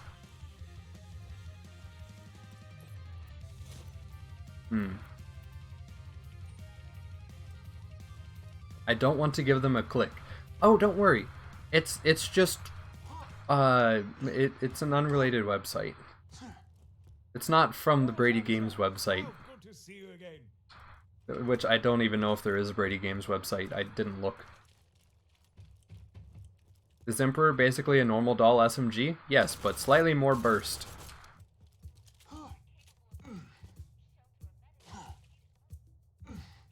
Almost dead? I can fix that. From, yeah, QC, from a technical standpoint, I'm pretty sure that if I wanted this guide, I need to pay for a hardback copy of it still. But it's a guide from 2013 for a game that I have almost 4,000 hours in at this point. So, you know, like, I don't know. Don't know if I really want to do that.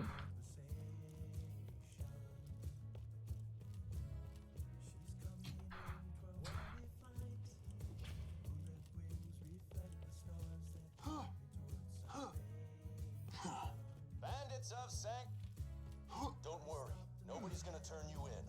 You're our only hope of stopping. Alright, let's get this. Roland said we gotta have an egg. Also, I know it was, like, probably entirely inaudible, but there have been songs playing in the background this entire time. I wanted them to be, like, uber quiet, to where, like, maybe you could hear them instead of dead air. But I didn't want it to also be like, I upload this on YouTube and then immediately die afterwards. So this is just kind of how it ended up having to be. Oh yeah, you hear it? Okay. Alright. So, we are going to turn in this quest, and then immediately after turning in the quest, we can do Claptrap Stash, and then we can do Do No Harm, and then we will go unlock the Fast Travel for Three Horns Valley, and then do the mail running quest. It'll be great. It'll be such a good time.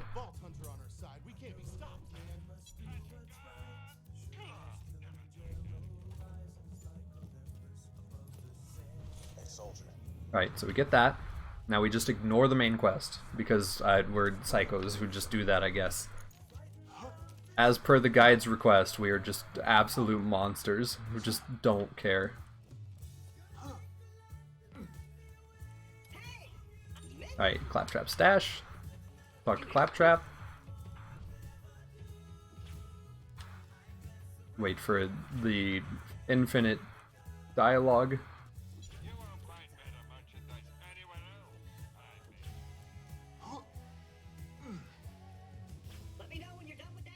Oh, don't worry, I'm working on it.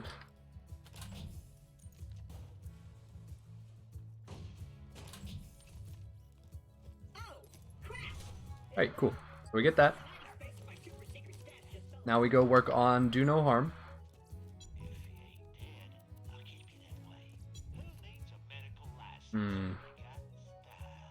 An infiltrator would be more fitting with our current build instead of a killer comm, as much as I don't like that.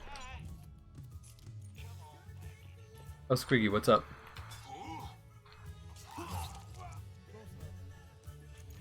Alright, so we turn that in. You got a disgusting Cobra earlier. Like, matching grip, good parts? Or what do you mean? Like, absolute worst parts? Level 69, 1028 damage. I hate that. It's incredible. Good job. I need a picture. Or, like, something, please. You're in full Crimson right now with a band of regen and food.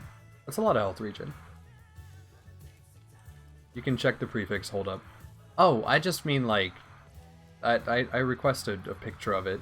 I want to see how stupid it is. That's all. Alright, so now we do Medical Mystery. And then while we're doing Medical Mystery, we can go ahead and work on the Three Horns Valley quest. Such a weird choice of how to do this. Why not just, like, grab everything and then just do everything at the same time? You know, just go ahead and start a hunt, like hunting the Firehawk.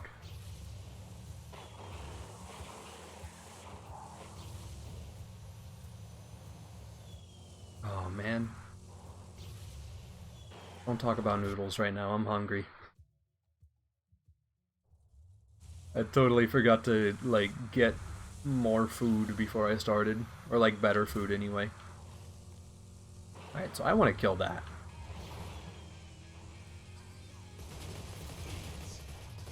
It is my moral obligation to kill him. There's a second one? Alright, no, I'm no longer interested. I'm gonna leave now.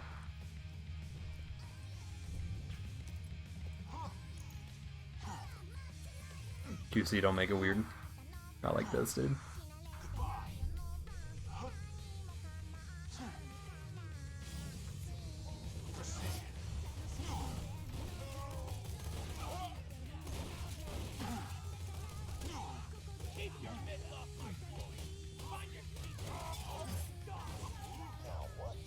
Alright, we're good.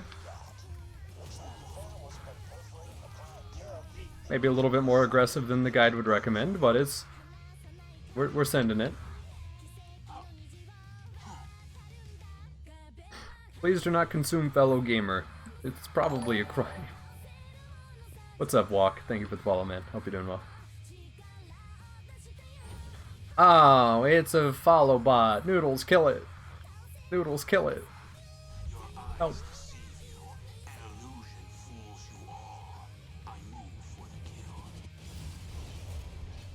Ow. Thank you, Noodles.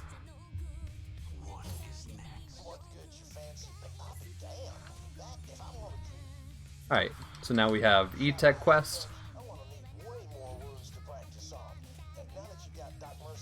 Now you can just go for Obsidian and make funny whip armor and auto whip. Do it.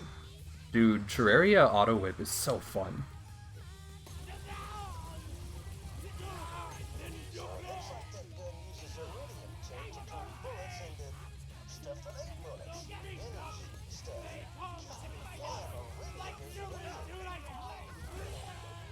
Alright, 1,000 year reload, go.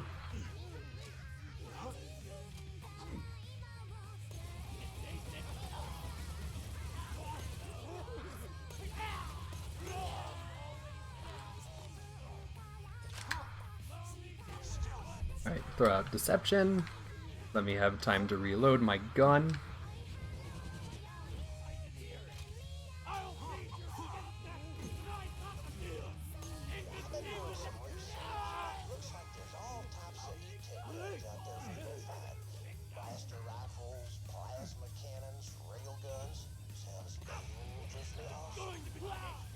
Oh, yeah. Coxie, you're gonna need to do the dungeon to get the Spinal Tap Whip. So yeah, that probably would be a great idea for you. Yeah.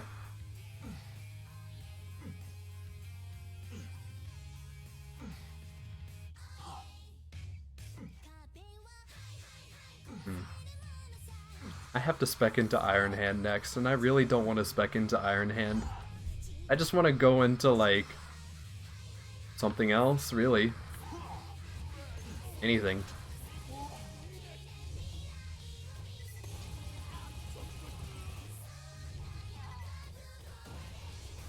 Alright, ammo reserves are spooky.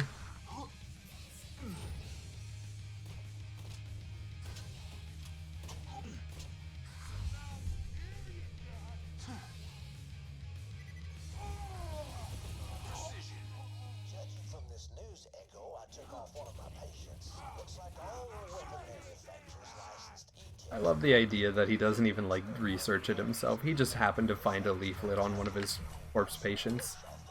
He's like, yes, this makes sense.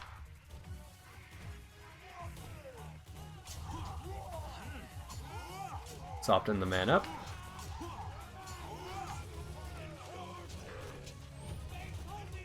I'm so surprised that works.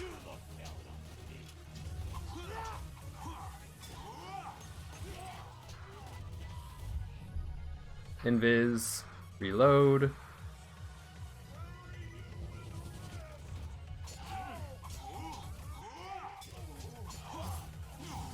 God dang it, killing blow. It's too powerful.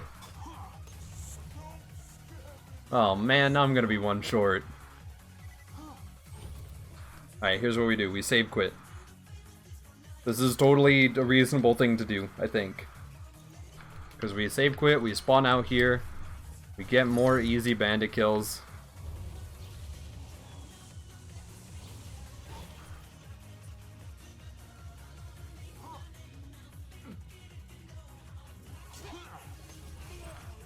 It's fire this time. Oh my goodness, matching elements, let's go.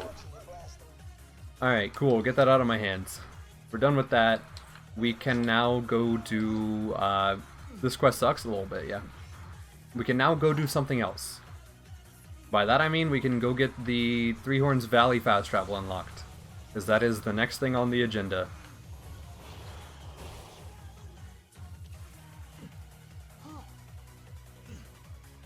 I guess on the bright side, this will also give us the fast travel in TVHM, even if we don't complete the quest in TVHM. So it could be worse. Man, it's been a hot minute since you bothered doing that. I know, right?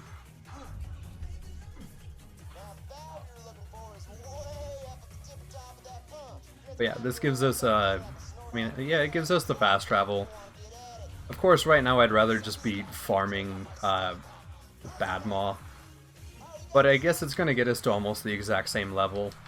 At not nearly the same speed. But, like, it about get us there. Because, like, we're at 1 hour and 45 minutes now. At the 2-hour mark, I'm usually, like, gotten Sanctuary into the air and then gotten back to Sanctuary, you know? That's a little bit rough. We're gonna mess around here. We're gonna goof with this man.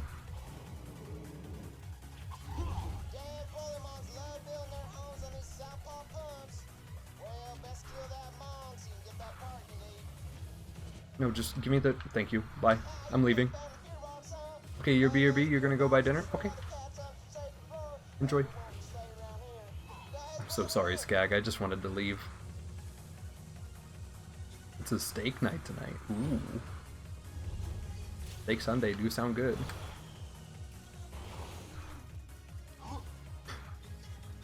Farm for the Infinity in TVHM. I mean, I could. I guess.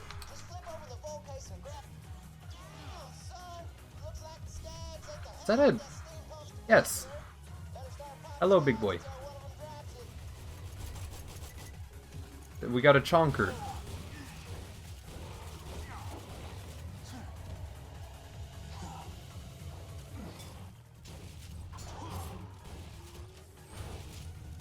Pog.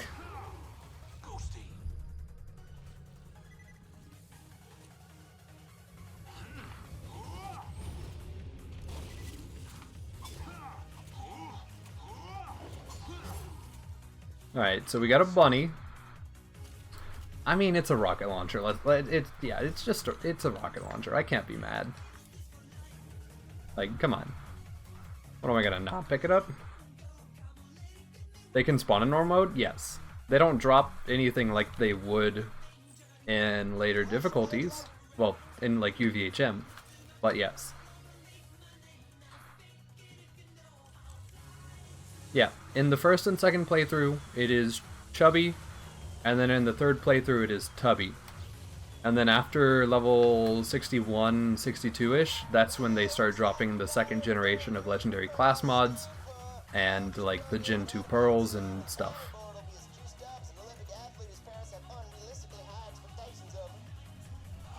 Okay, cool. And then after we complete this quest, it is also recommended to do the male quest, which is also a weird pick, but if it works, it works. Hey you! The Bloodshot's just crippled my last courier, Dino. I'll pay you if you mail these packages That's so weird. quick enough. Grab the packages when you're ready to deliver them, kid. Alright, so I'm gonna assume that this is probably in the strategy guide, because why would it not be? Either that or it's, hey, play with co-op friends and have them hang out down there.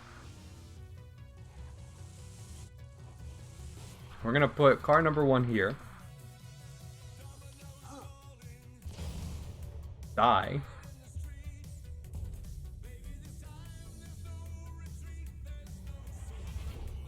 Also, who put an ocean next to the angler? What? Do you mean who put the angler next to the ocean? Oh, it's gonna spawn me down here, isn't it? Rip. Alright, well, we'll just walk back, that's fine. Pearls suck sometimes. Yeah. A lot of them do, unfortunately. I thought you were trying to rocket jump out of habit. No. I just didn't think about the fact that there's a respawn station right down there. And I was hoping I could just die and spawn up top, right next to the objective. Alright, so plant car down there. You know, it's been so long since I've done this quest, because, like, why would I do this quest?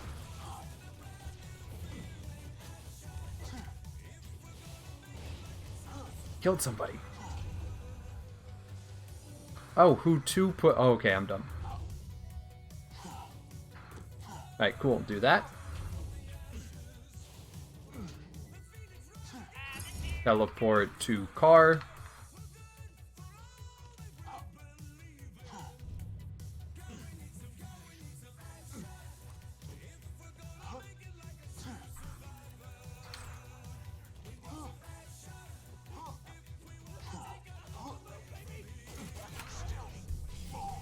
Ow.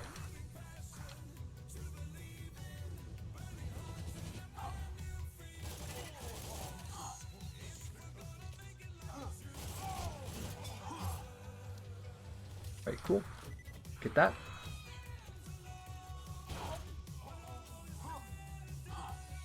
Maybe jump this. Barely.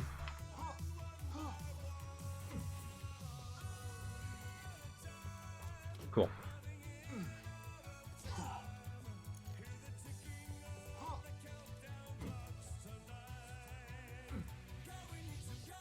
Oh, what is the bunny's special ability? Well, whenever you reload it, it does like the rubberized effect that grenades do.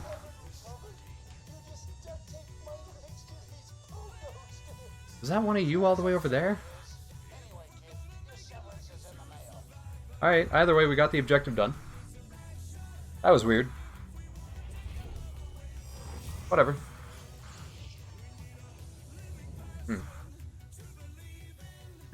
Is that confusing to you too, QC? Was it one of the mobs? It honestly looked like somehow the bunny's explosion like hit me. And I got really confused about how that could possibly ever be a thing.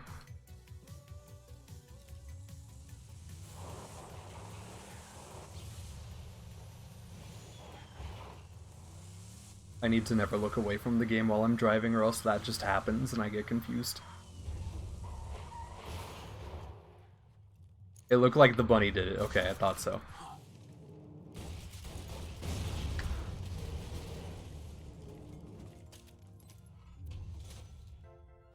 The timing was too perfect. I think it somehow hit your back. That's what it looked like, dude.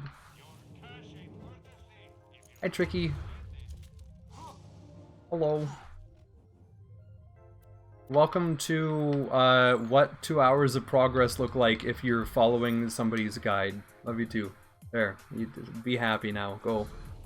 Go be happy. Thanks. You're welcome.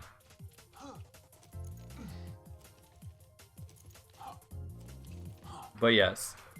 By now we would almost be in Sanctuary.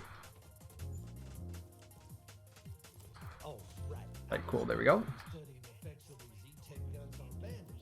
Wait, what?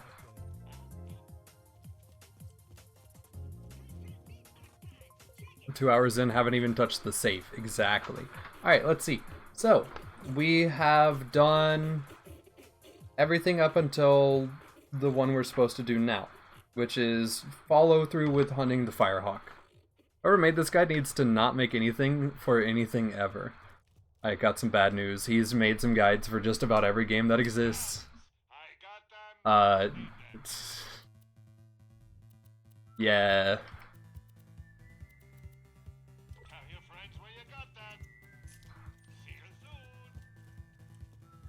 Basically, all you need to know is that BradyGames is a really old style of tutorial strategy guide maker.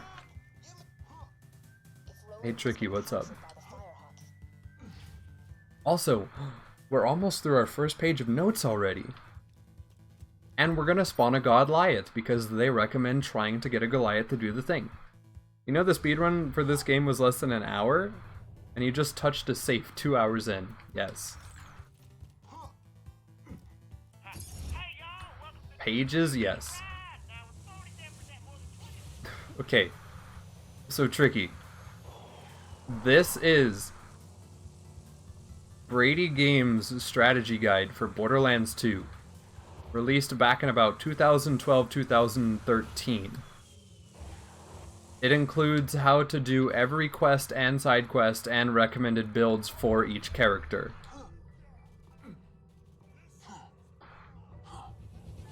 It is 395 pages of materials. And I have written down only the stuff that I thought looked abnormal. And I have hit 3 pages. And I've only gotten us to bunker. No further. Maybe the bunny does just have an ungodly wide reload. But yes, I've made it to page 160 of the guide out of 395. Oh my god. It's interesting so far. It basically just is having us do side quests and build a really weird zero. Why am I doing this? Because I saw someone do this for Diablo 2 and I was like, ooh, that looks neat. And so I wanted to do it, now we're doing it. That is all. Okay. Here's the stratagem for this area. They recommend going to the left up here and using the vantage points that the game gives you in this natural area.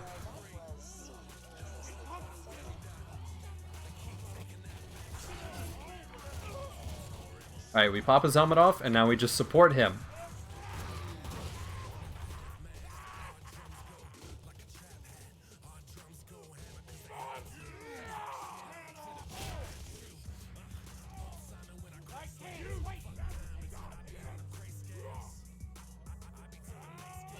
Alright, there we go.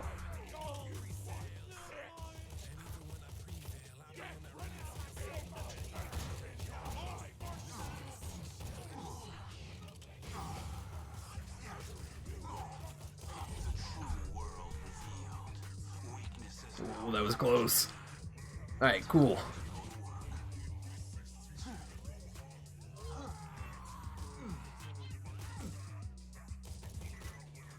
He just one-shot that poor midget. That was hilarious.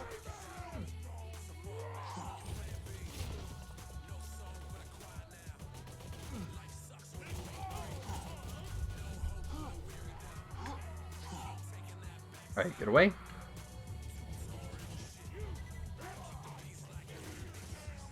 Alright, cool. He's aggroed on them for sure.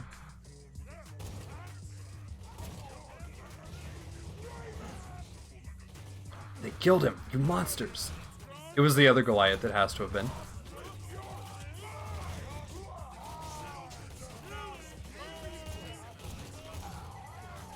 Rip.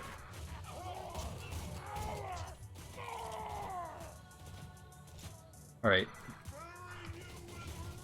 Come on, buddy, I believe. I've done all I can to that man without just straight up killing him.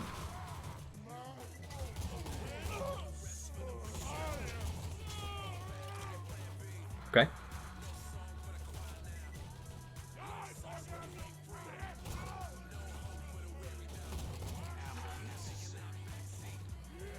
Alright, we gotta go in a little bit.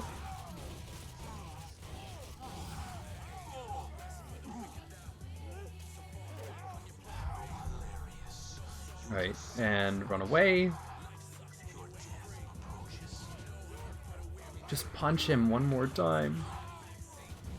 You're gonna get yourself killed like you did last time. God dang it. Alright, now I'm afraid. Back up. Alright.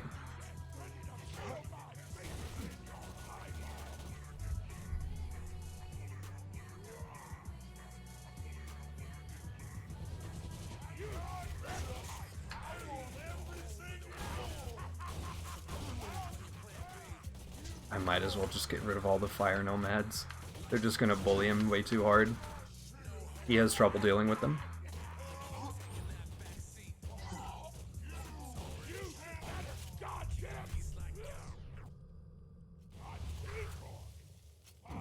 Okay.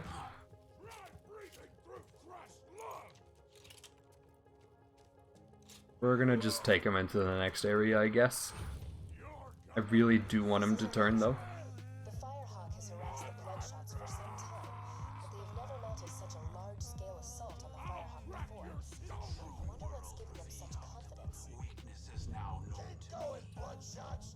That demonic dead will rule it down. Alright, while he does that, we're gonna just go over here, and we'll focus on the non-essential kills.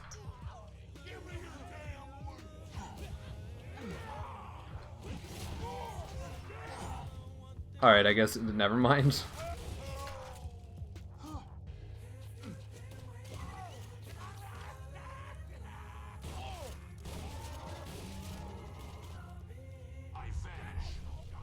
Alright. Wait for it.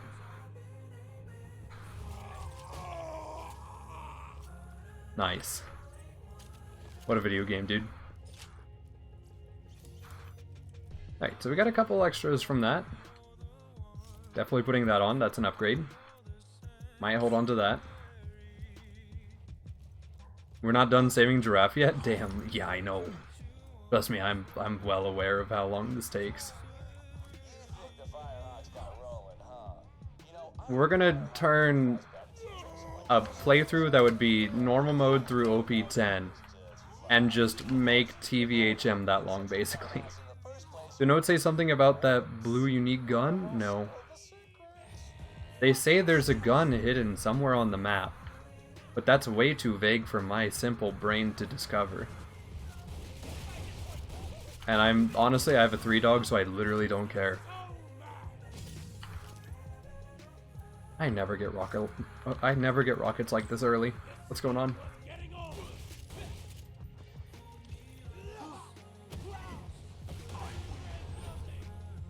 Okay. They did say I would have a rocket launcher by now. So, fair enough. They were right. I don't like that they were right, because normally it takes me, like, Conjure Express to find my first launcher. Rolling from this Firehawk guy, the Crimson Raiders ain't exactly long for this world. Alright. Recommended strat here. Clear out the spider ants and get myself a better vantage point to start from. A lot.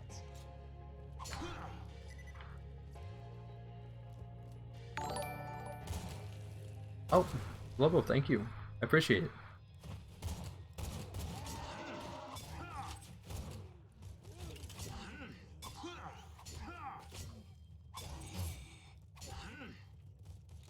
This is sad. Today is a sad day.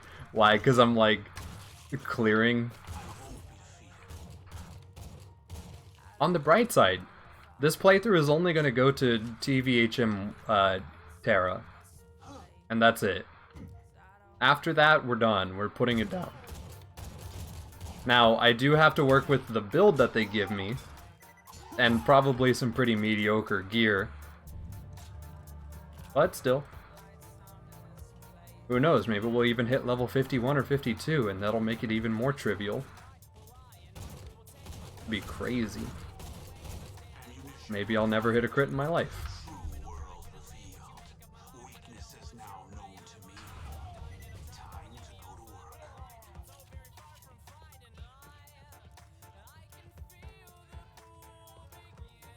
The 3-dog you didn't find so useful? I mean, have you seen me click on their heads? They just kind of disappear. Like that, I don't know, it just bodies people really, really well. Because, like, who actually does mobbing in Frostburn? You can just run through.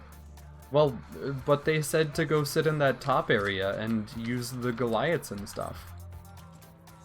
Also, they recommended coming down here, dropping off the ledge and going behind this tent before progressing.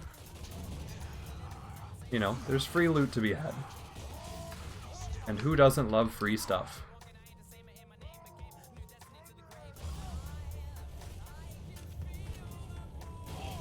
You telling me the grenade I stuck an enemy with didn't kill them, but it killed me? Okay.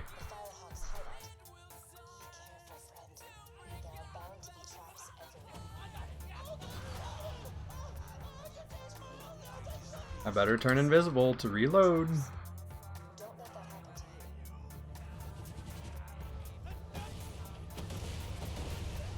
This is so dumb. Having a Torg launcher like this early is weird. I don't like it. Alright.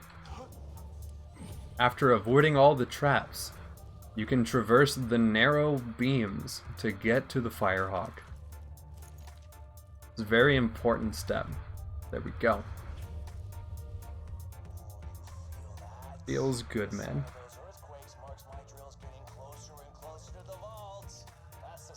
Okay. That was a Hulk.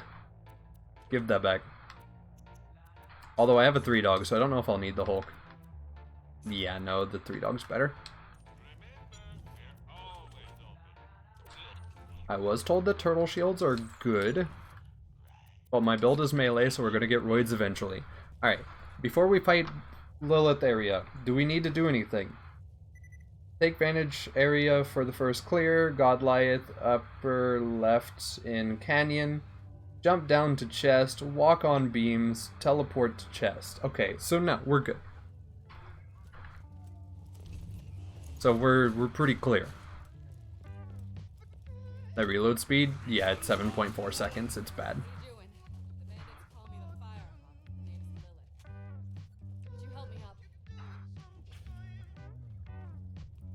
On the bright side, we're gonna get through a whole page worth of notes today. And I can throw it away and never touch it again. It's gonna be incredible. We'll make a whole thing out of it. Appreciate it. Is doing Highland side quest recommended somewhere?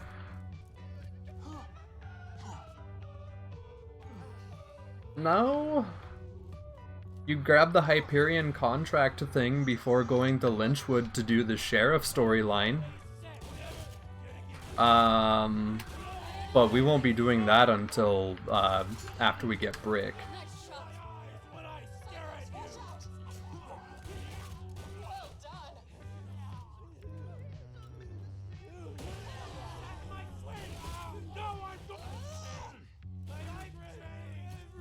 Disgusting.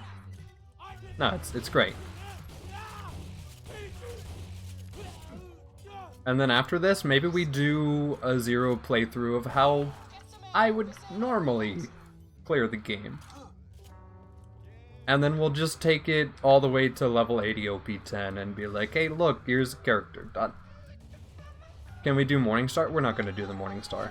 No, let's not do that.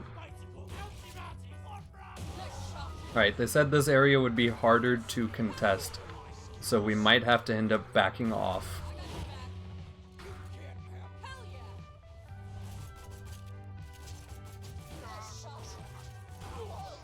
I will say, having a 3-dog here feels incredible.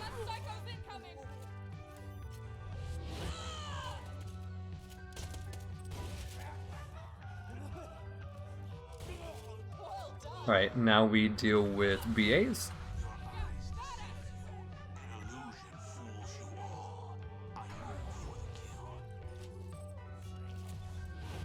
I love democracy.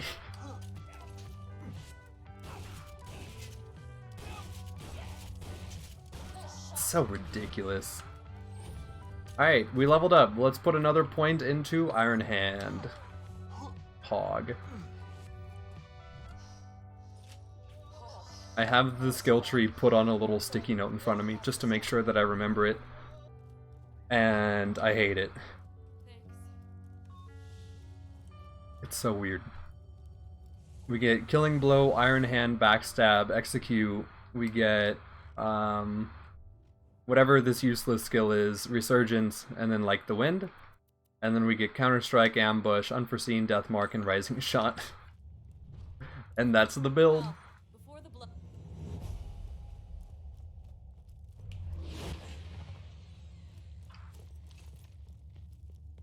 That's the whole build. We've done the Ocean House, waiting for the Dye Trader to move in. Nice. I think it just has to be nighttime for him to move in.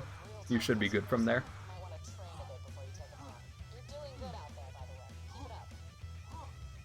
I should have Sanctuary in the air by now. Epo Sag. Epo very Sag.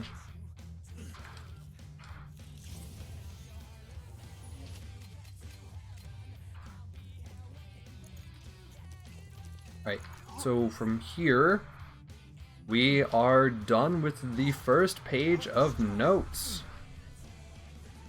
Feels good, man.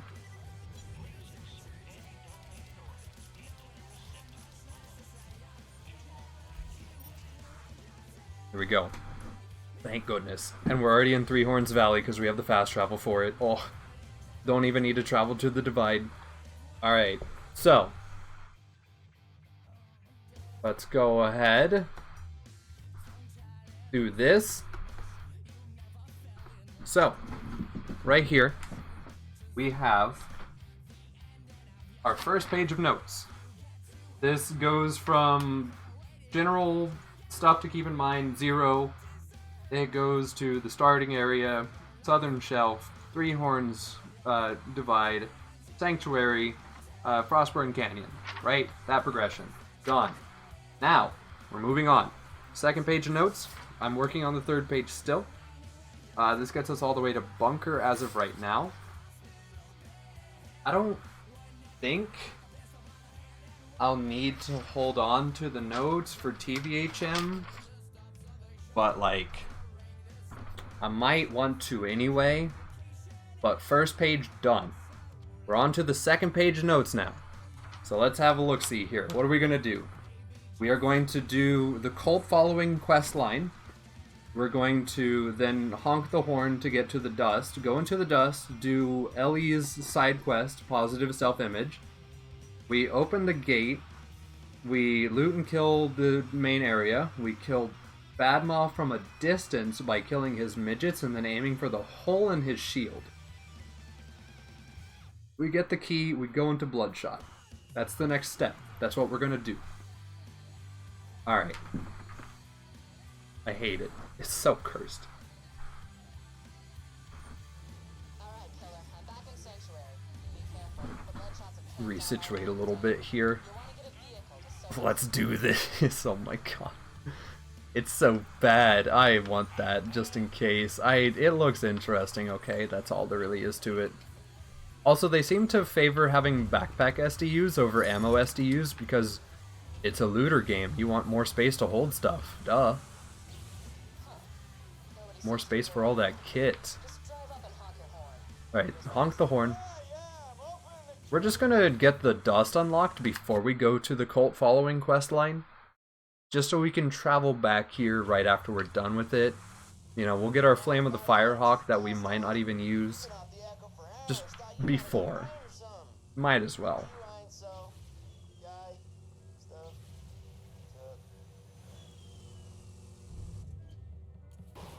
I'm breaking progression. Ooh.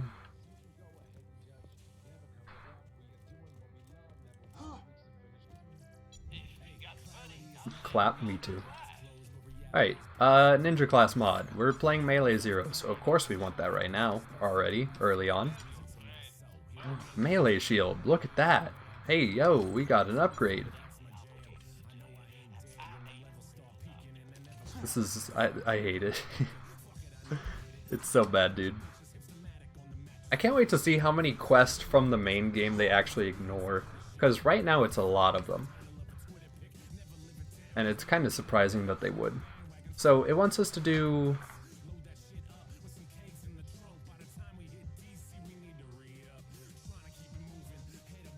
Where is it? It has us entirely ignore In Memoriam, by the way. Which feels weird, because, you know, that's a nice one to have. Do I have problems when I don't remember who's Badmaw? Badmaw is the big nomad that guards the Bloodshot Stronghold entrance. With his merry midgets, the 3 midgets on his shield.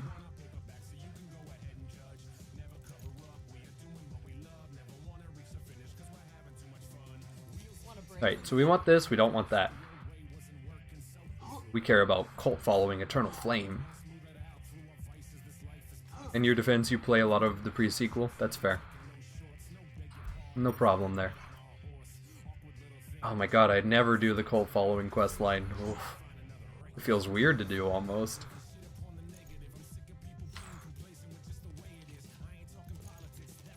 Okay. I'm going to assume that we didn't know about flaming psychos not resisting fire back in the day. And I am also going to partially ignore that and shoot them anyway. Whatever approaches me, I'm shooting with a fire gun. I don't care.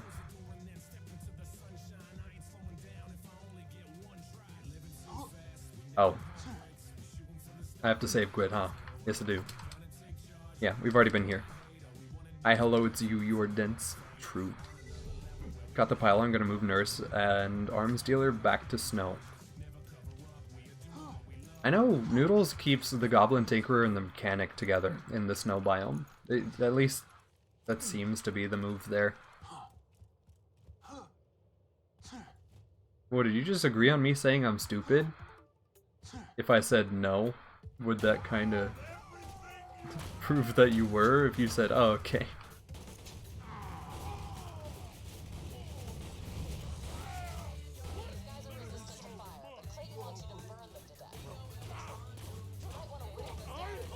Look at the last part, you get a legendary shield and it's good. Oh boy. I can't wait to use that in the Bloodshot Stronghold. It'll be so good, man.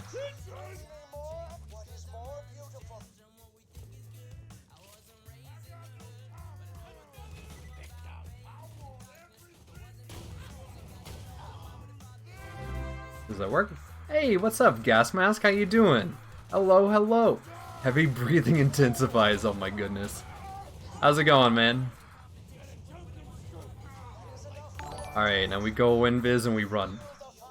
Is this the guide 0? It is. For context, right now, normally, I would be like level 18, level 19, and we would be returning to Sanctuary in the air. Or starting Clan Wars right about now. And it's so cursed. It's so weird, man. So basically, yeah, Raiders, I'm pretty sure you guys already know, because it seems like Gasmass has already told you, but this run is a run where I'm following an old guide from 2013, no DLCs, only to TVHM. You know, I'm gonna fight TVHM Terra, that's the objective here. And it's so dense.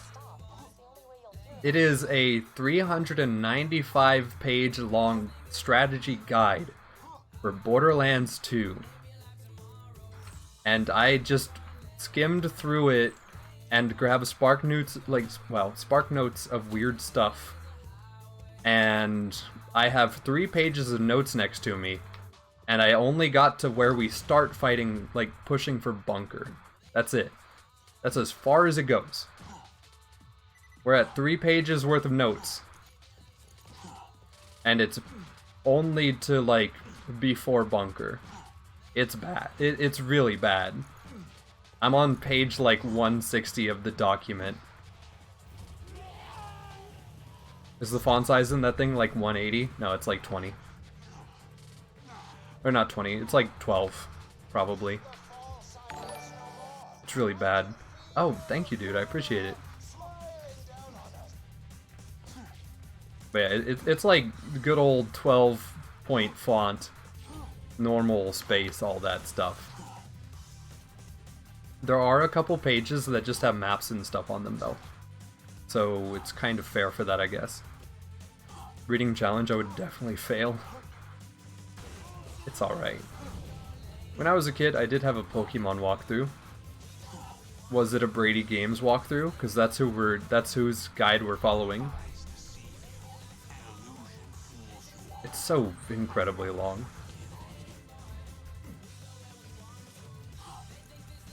Oh yeah, and also we have a dedicated build. If you do !Brady0, that will go ahead and show the 0 build. And if you do !Brady guide, it'll lead to a downloadable PDF of the guide we're following. For some reason, there's not just like a viewable version of it online. You have to download it to see it. And it's like 60 megabytes. Because it's ridiculous. It's too much. 60 megabytes for a PDF document is, like, incredible. Alright, so now we go ahead and take Matchstick to the freighter. You needed calcium, that's why. Gotcha. 160 pages? Oh, for your walkthrough? Nice. That's the page that I'm on. In my current guide that I'm skimming through. So, it's too much. I was planning on consulting the guide more during the run, but I also figured, like, it already takes so long to do this run, that if we just stop every 5 minutes to, like, skim through parts of the guide that I read, to, like, show you guys what I have to tolerate, we would just be here for several days. Like, it would be too much, really. We couldn't do that. I couldn't do that anyway. I'm good. Also, we're only doing quests and side quests that they recommend doing during the run. And we're just now doing cult following 2.5 hours in. So it's kind of rough. But I have to, yeah. To be fair, it's a long run. Because, like, you guys are probably used to, like, we're gonna take an OP10 character, or like a level 80 character, and just do, like, one run of UVHM. All of the gear's already sorted out, everything is already accounted for. You don't need to stop to get XP or anything like that. But this run, I'm going to have to, unfortunately. And I don't know if the route for tvhm is different than normal mode, because I haven't gotten that far into the PDF yet. And I hope it's not different, because I don't want to write down more notes. 3 pages of notes is already enough, and we just got to bunker in the notes. Maybe we should just do a stream where we take notes about the guy. I'm not playing Borderlands 2 for a long time, so when I do my one life, it will be even harder. Gotcha. Well, yeah, normally,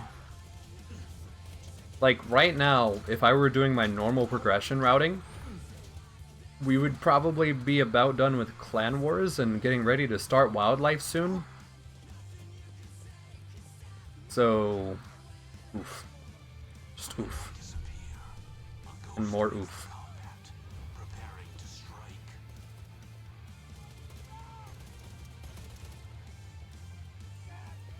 Seems like fun. Some people's definition. Definitely some people's definition of fun, yeah. But no, this is making me do a lot more side questing than I normally would do. Because I'm one of those people that, like, I'll just go push through the story and then just farm bosses for XP and then just keep pushing. How well did you prepare for this?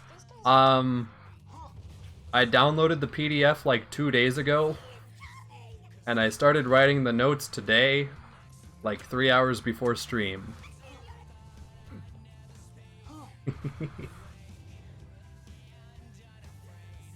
Hope I didn't skip leg day. Never. Never would. Alright, cool. Milk basically never prepares for anything. Hey, I wrote notes, okay? There's a physical copy of notes next to me. Thank you very much. I am so well prepared right now.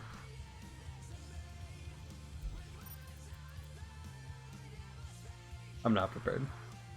I'm definitely not prepared. It's fine. I'm gonna have to, whenever I get off of work tomorrow, like just knock everything out as quick as I can, and then just go back to taking notes. Because we've already burned through one of the pages of notes, and I only have 2 more. So, we're gonna need to. Although there's a lot more side questing coming soon, apparently. From what I read. Though, maybe not. I don't know. I wonder though, how long is the actual walkthrough? Like if a new person was playing the video game, or like, what do you mean? Oh, Shamaine, thank you. I appreciate it. Last time I was playing Borderlands 2, I was bullying Pyropede and OP4. Nice. Alright, we're just gonna do Sneaky Boy route. There's gotta be other stuff than the walkthrough and the guide, right? Like feats and skills. Well, there is a skill tree build that they recommend for 0 players, and I'm using it. There is also a bunch of stuff about, like, who is 0 and how do you play him, and I sort of have been following it. Basically, it recommends starting fights from really far away sniping, and then finishing them off at, like, melee range with melees and stuff. And then, just all that. With a level 80 Shock Sandhawk and an OP3 beat. Gotcha. So actually walking you through tvhm once is almost 400 pages? No, normal mode. It includes the guide, as far as I'm aware. It includes a breakdown of every character. It includes a walkthrough of every mission, optional and campaign. And it also runs through most of the uniques and legendaries in the video game. Yeah, so that's that. I don't know if it has different recommendations for tvhm or not. I really don't. Also a grog because extra damage is always nice. I mean, yeah, it kind of works.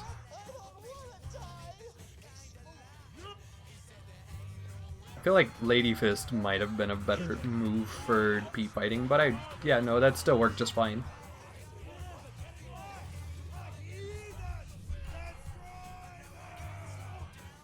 Can I... Yes. I can just bully this man. Incredible. I'm a really budget melee zero right now, after all. Come here. No, this is great.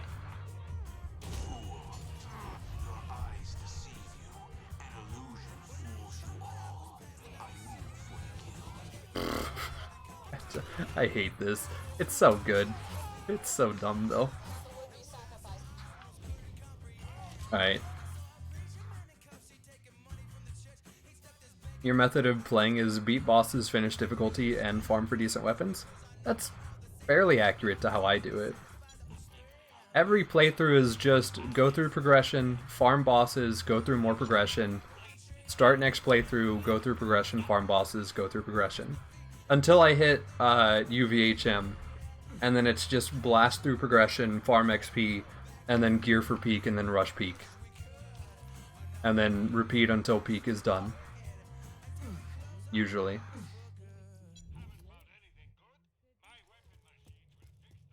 Also, normally I would love to do DLCs and like go get a Pimpernel or something like a Grog or just anything, realistically.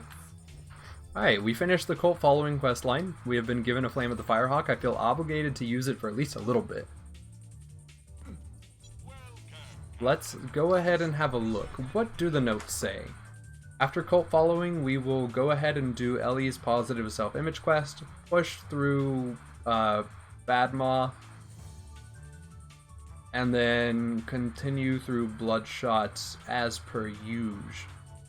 Okay, cool. Oh. And they have interesting, weird facts about Warden, by the way. Like, apparently, Warden, whenever he is triggered to start the fight, has exactly 263.471 seconds until he leaves the map. That's when you lose. Is at 263.471 seconds exactly, on the dot. That specifically.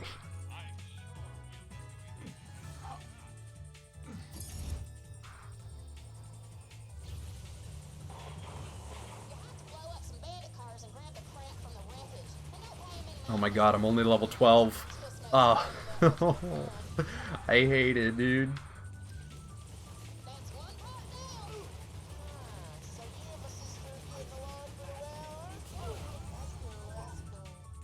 Such a curse.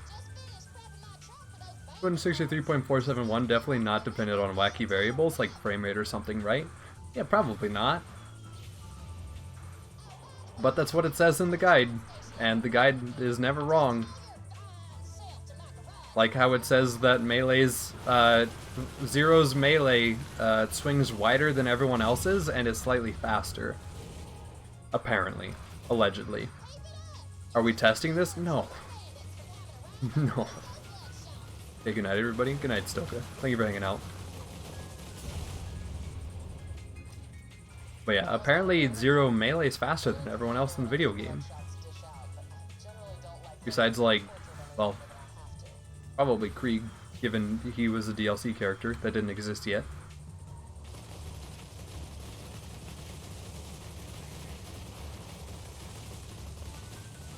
Not a very big fan of this existing like this, but that's okay. Alright, now we save quit, because I save quit here. I'm not going to drive all the way back. I'm not a psycho. I don't need to do it. Alright, and next skill point goes into Iron Hand. We're so close to backstab and execute. I don't like this build. I really don't like the build. But it's what they expect you to use, so who am I to say?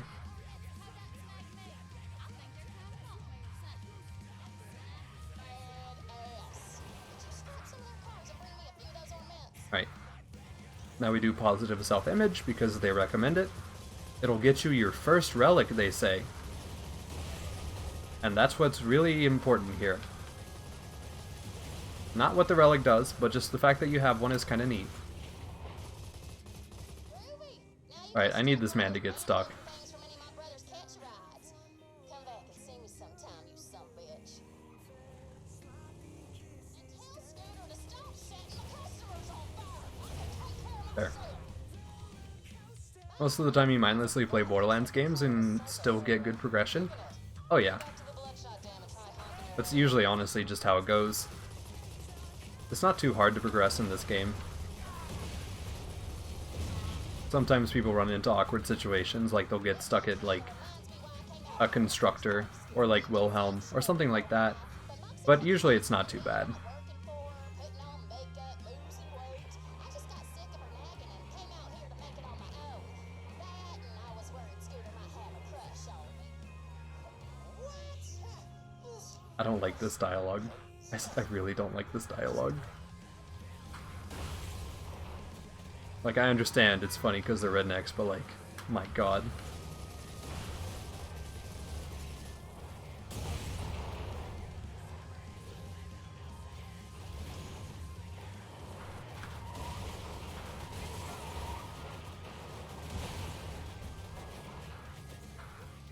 I missed. Dang. I really don't like vehicle combat in this game, it's so weird. There's also times that I get killed by the weakest stuff. Oh yeah, for sure. Only the Eagles like to The biggest unsuspecting killer, I would say, is probably just like bandits with shock weapons, or bandits with like insert element weapon here. Those are usually like the main killers, I would say. Because like, you can prepare for just about anything in this game, but you can't prepare for the fact that you just got a dot put on you and all the mobs around you are already dead, you know? You just can't prepare for that. That just will happen randomly.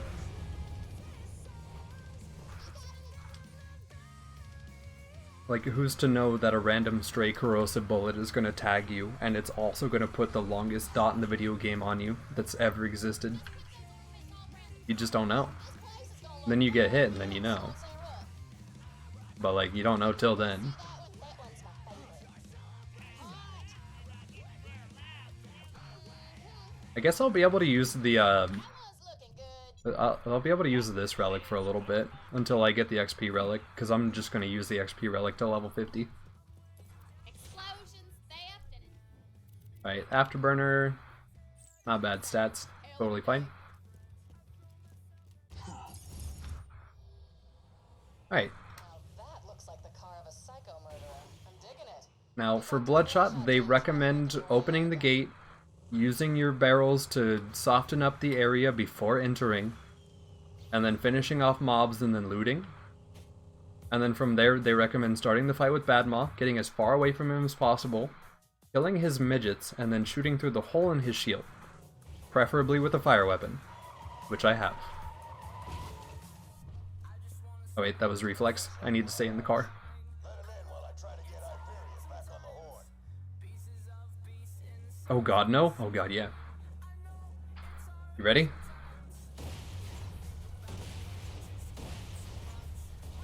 Oh, what's that? There are random hitboxes that stop you from throwing barrels through here properly, and you shouldn't do that because it's a bad strategy? Never. That'd be... My god, that would be preposterous. That'd be upsetting, really. Where's this man? Show yourself, you coward. Are you up there? I'll hit you.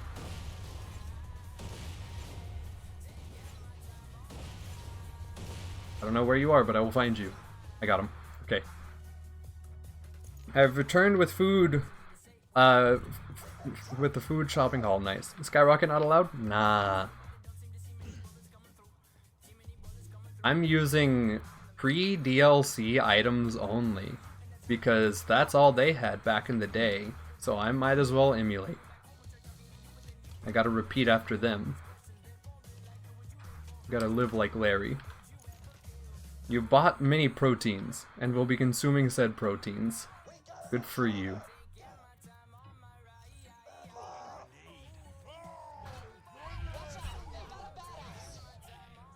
Alright, I've defeated his midgets. I'm also totally just gonna use this rocket launcher that's clearly bodying him.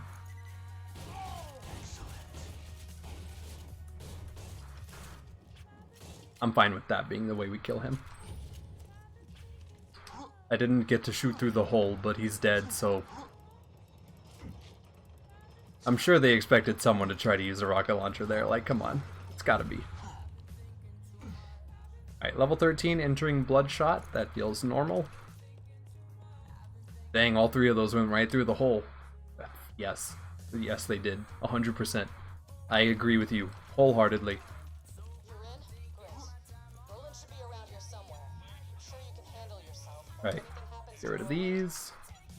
make sure nothing happens to Roland.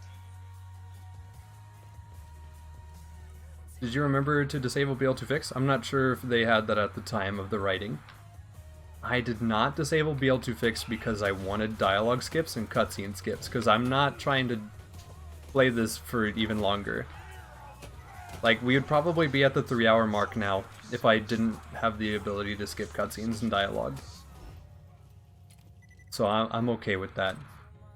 One does not simply disable BL2Fix, that's kind of true. Okay, the recommendation here is to kill all Suicide Psychos and Bruisers first. All other mobs can wait until they are dead, because they are simply too dangerous to be left alive in this video game. According to the guide.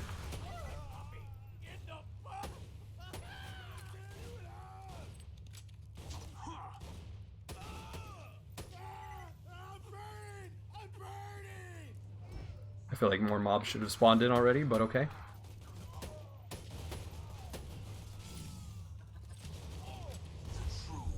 Alright, we take advantage of our ability.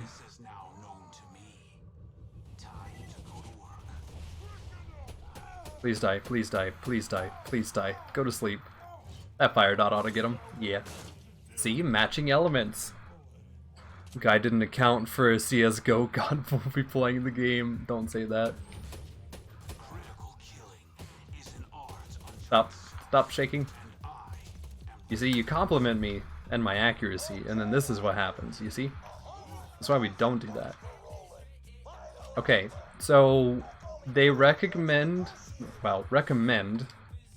not killing the turret gunner, but killing the physical turret, as it is simply too dangerous to keep alive.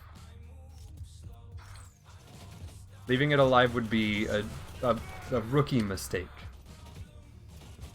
Because someone else can get inside of the turret, and then what are you going to do? Now they have the turret again. Clearly.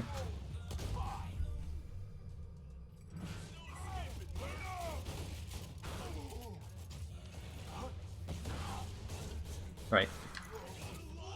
And we are supposed to push the right side since it is a little bit safer and more confined.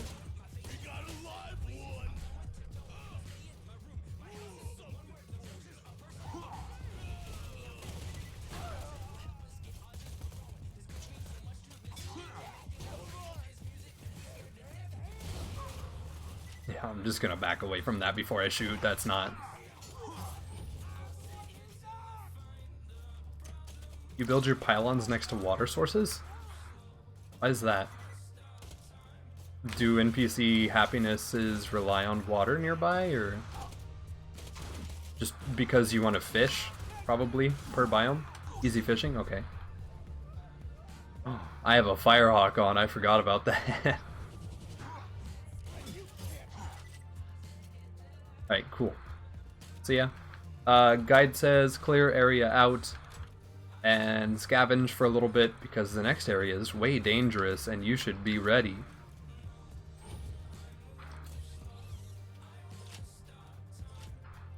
Alright, so we look around in here.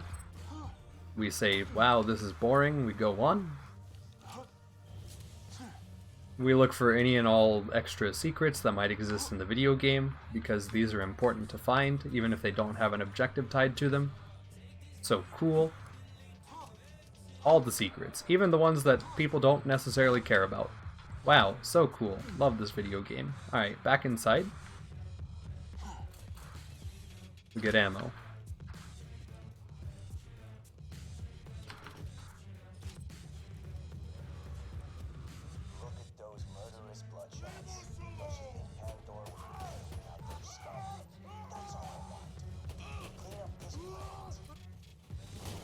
put grinder between spider and mechs. What?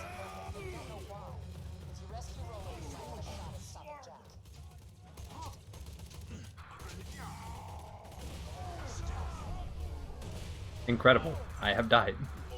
If only I had a rocket launcher to get a second wind with. This rocket launcher is way too powerful.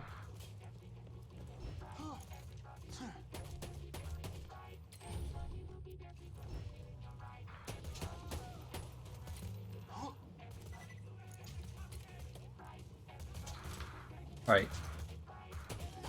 Oh my goodness, that was lucky. Alright. So the guide recommends staying towards this corner of the room in preparation for what is to come.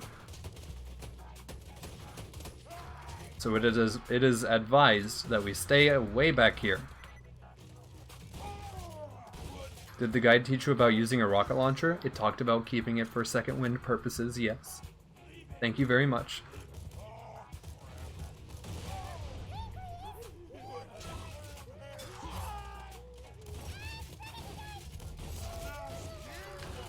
Ooh. Oh my god.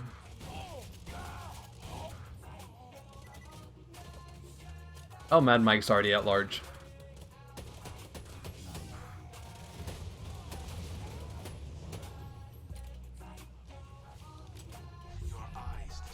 It also talks about what to do if you lose the fight, almost as if they expect you to lose the fight by following this terrible strat that they put out. Because staying very far away from the boss with the fast rocket launcher sounds like a terrible idea.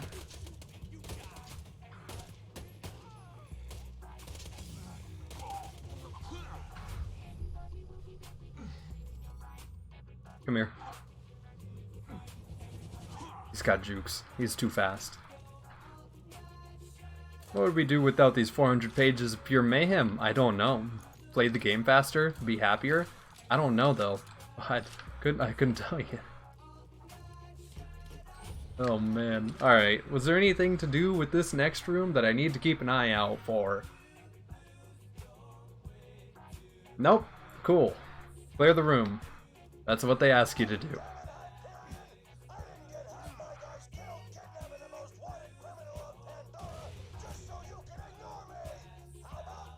Hold on, I'm not stupid. Alright, I'm stupid. I give up. Also, it never mentions going into that secret room. So, I guess I'll just have to ignore it. I don't know it's there. Guide didn't say to go in there.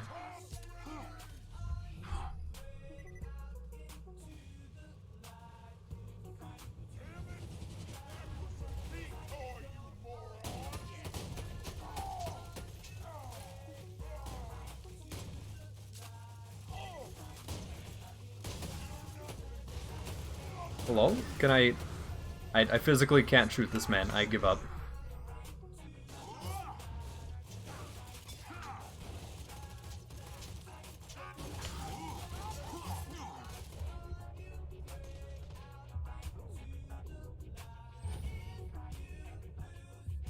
The guide would be disappointed in me. This is way too aggressive. This is too creative.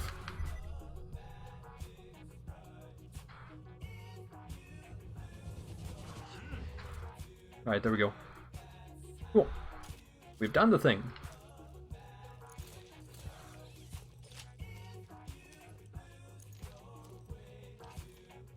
Alright, for this room it recommends staying up here and clearing out.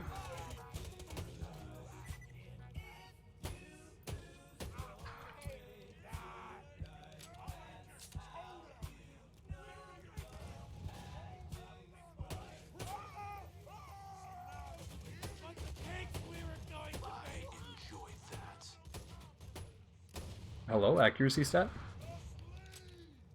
Is the creator of this masterpiece mentioned?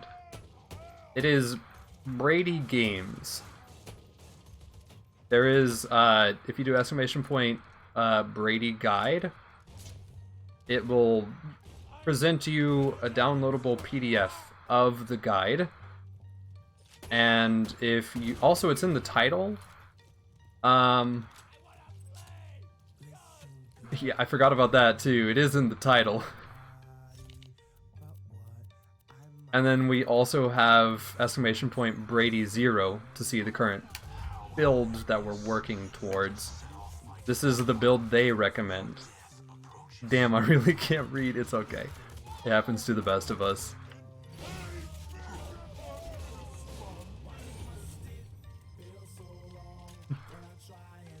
Oh my god.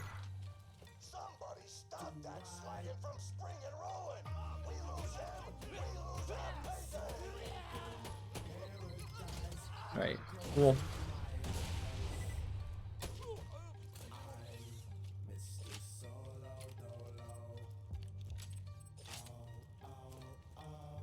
Not too bad. Oh wait, before we go save Roland like we're supposed to, they recommended opening all of the cells by climbing up that ladder and going across this pipeway. So we're gonna do exactly that. Roland can wait. He's already been in captivity for at least the past 3 hours, because that's how long it took us to get here. So that's okay.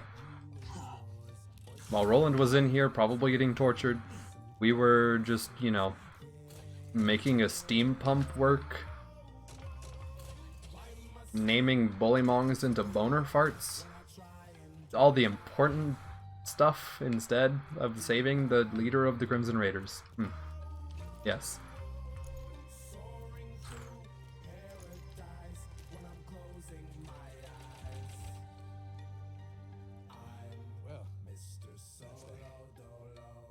We need to learn how to build those platform houses like the ultimate in barebone housing. Well, just watch somebody do a speedrun where they build a house and just make that. And then just repeat it, I guess. Or make the really tall, narrow ones. Those also work. Alright, robots. Disarming them and shooting them in the eye. That's all they say to do. Disarm, eyeball. Disarm. Eyeball. Eyeball again. Disarm, eyeball. That's all it wants us to do. Not shoot off both the arms. Not anything else that would be easier to hit. But always arm, eyeball.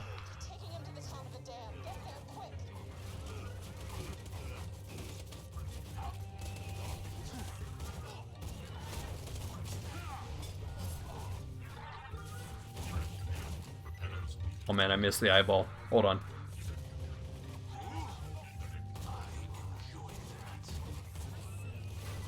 I just want to shoot his eyeball. Alright, fine, I'm leaving. You guys aren't fun. Noodles, I've made Spectre boots, gonna fish for ice skates, and then grind down at hell to make the OP boots. Nice. Terra Sparks OP. Not many people go out of the way to get that though. Oh my god, we have to do tvhm. Oh. Oh no. Oh man, I regret.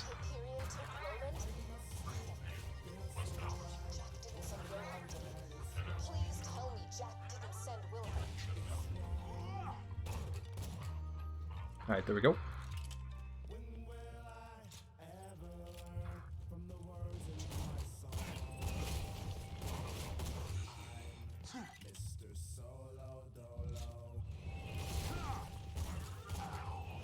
Alright, cool. I didn't sell anything. I'm stupid. Hold on. Let's go back and do that real quick. Might just get fast boots and whatever cell phone components you find. You know, like a normal Terraria gamer.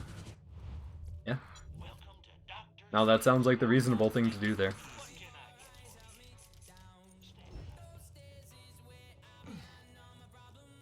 You know, I do kind of like how this guide deals with fighting bosses with waves of enemies, though. Because for the most part, it basically says, ignore the mobs, kill the boss. Keep the mobs for second wins, worst case scenario. That's basically how they want you to fight everything. Like, for the Constructor, it recommends, just, you know, shooting the boss. And then only ever leave cover if the boss's shield is down. and then just try to go for maximum DPS. Alright, there's a lootable up here. Thank you, Exploder. Wow, I know, it's breathtaking.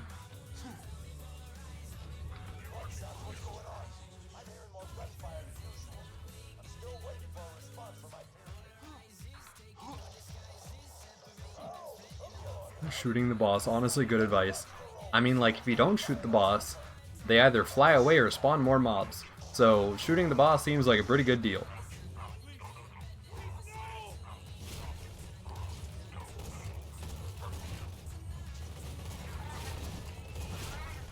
I feel Brady... I feel Brady frowning at me right now, because I just skipped a bunch of mobs.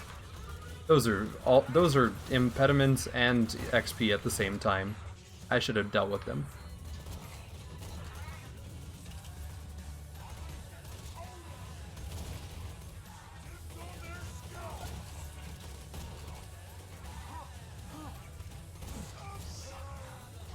Alright, there we go.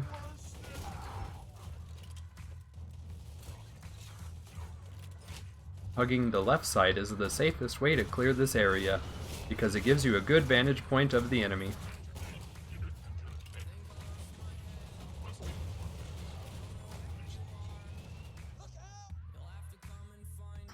Seahorse? No. Second off, why is your name that? Why? Who? Why is that allowed? Who cleared this?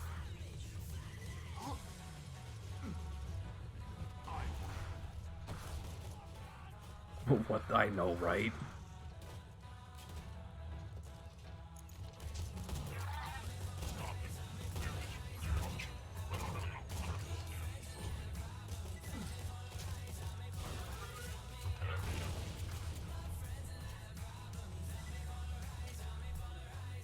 Alright, another skill point into Iron Hand. Is that your best opener? Oh my god. Not just, hello, you fellow human beings.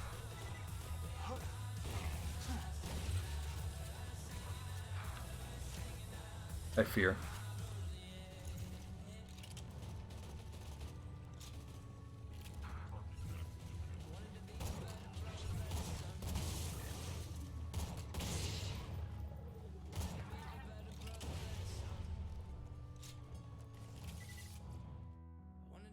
Man, I didn't want to do it to you, but now I have to.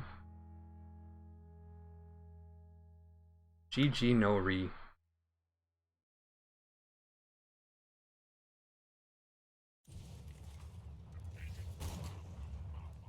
Alright, there we go.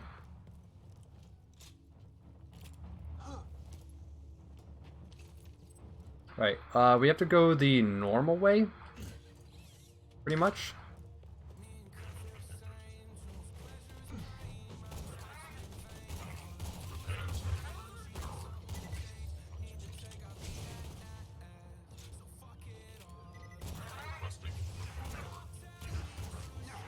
Here we go. Clear those.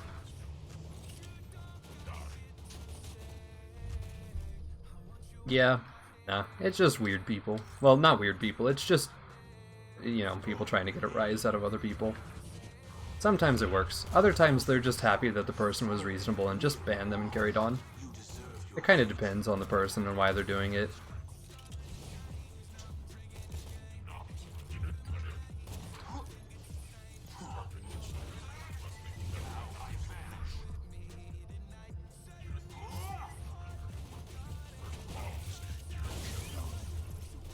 Right, let's see. Where's shotgun? Why is the Firehawk actually killing surveyors?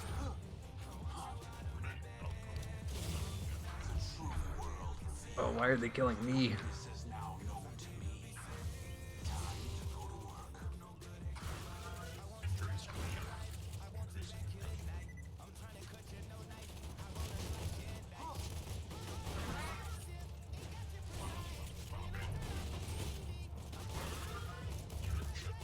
Second Reaver Shark? Bad thing that they are useless if you have a Crimson pick already. Yeah.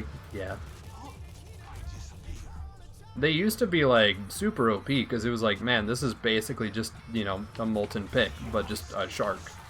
And so you didn't even have to like go mining for hellstone or anything like that. You just do that.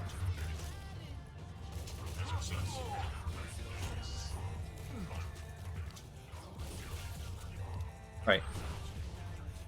The guide told you to throw away items if they didn't match elements. You can't use the Firehawk here. Well, the guide also told me to get the shield before coming here, so I'm going to use it. Thank you very much.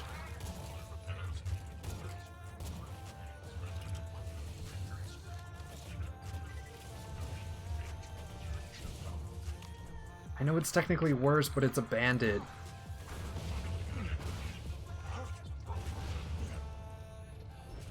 Alright. So the guide recommends whittling the shield down best you can, and then after the shield is down, throwing grenades and rockets, and then DPSing from there. Thank you, doggo. I appreciate it. Hope you're doing well.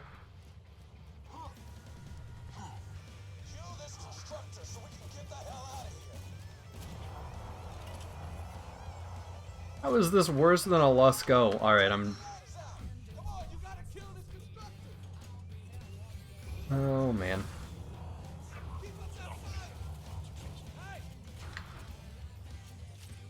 Out of all the things to be worse than a Let's Go, that? Alright, shield's down. It says to use rockets. I'm gonna be honest, I feel like I could have opened that fight with rockets and it would have gone way better. Just putting it out there. It says break the shield from cover and then approach when down using grenades and rockets. So like, sure, close enough. Alright, we'll just let Roland do his thing temporarily. Have a look around.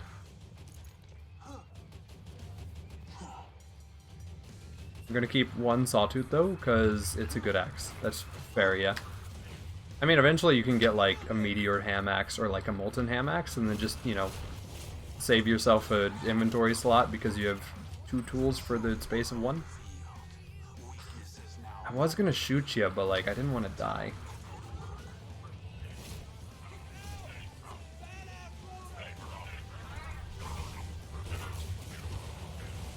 I'm so dead. I'm not dead. That's even more impressive. Oh, there it is.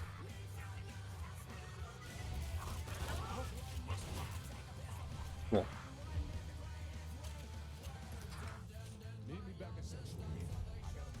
Alright, feels good, man. It took us 3 hours to clear Bloodshot.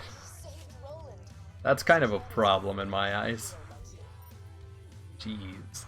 Well, not 3 hours to clear Bloodshot, but like 3 hours to get all the way to Bloodshot and done. Alright, so from here, do I turn in the quest or do I do other side quests?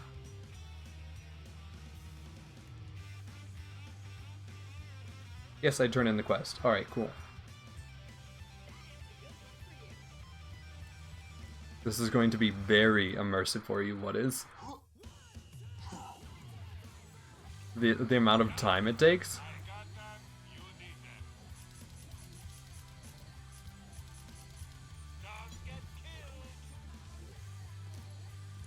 I feel like a brand new player. It's incredible. The run in general, gotcha, okay. I think it's a good thing. I don't. My brain is kind of frying a little bit. You get to appreciate the little things, like how fast the normal game plays. Alright, so what do I need? Splinter Cell, and then we'll do Out of Body, and then Mighty Morphin, and then No Hard Feelings.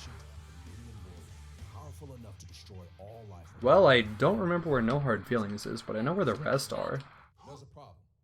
We need the vault key to wake the warrior, and Jack's already got it. Alright, that's Splinter Group. She might have told you the key needs to be charged with the All we need is a pillow for him. Okay.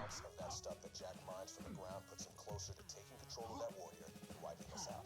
We gotta get our hands on that vault key. Now, anybody Also, more backpack space while we're in town. There we go. And then we've got to pick up Mighty Morphin from you. Oh, no hard feelings is inside Tundra Express whenever you kill the guy. Okay, yeah, no, that's fine. Okay. So we've got everything we can get for right now. We'll start with Splinter Cell tomorrow. I guess I need to do all the free things first. Attempt to reintegrate into society, they must be put down. You will need a way to lure them out. Right, cool. So we got that. Wait for this dialogue to end. Some bait I have ordered. Start this. Grab that. Alright, and so from here on, we're skipping these two quests because no thanks. Oh, you've completed every side quest up until this point? No, we skipped, well, I guess we've done most of them, actually. Fair enough, yeah. So we've got, Splinter Cell, and then whenever we're on Splinter Cell, we'll grab Out of Body. We'll return to town, turn those two in, then we'll do Mighty Morphin and No Hard Feelings and the main quest at the same time. And then we'll kill Wilhelm, and then save quit, go to Sanctuary, turn in the quests, do Cordially Invited is what it wants us to do, and then the Good, the Bad, and the Mordecai. And then we'll proceed on to Rising Action. That's right, we're gonna go turn in the quest, and then walk away from them. We're not going to start Rising Action as soon as we talk to them. We're going to ignore them. It's going to be incredible. Alright, cool. So that calls it for Borderlands for tonight. And I think I'm going to go ahead and find somebody for us to raid here. Hold on.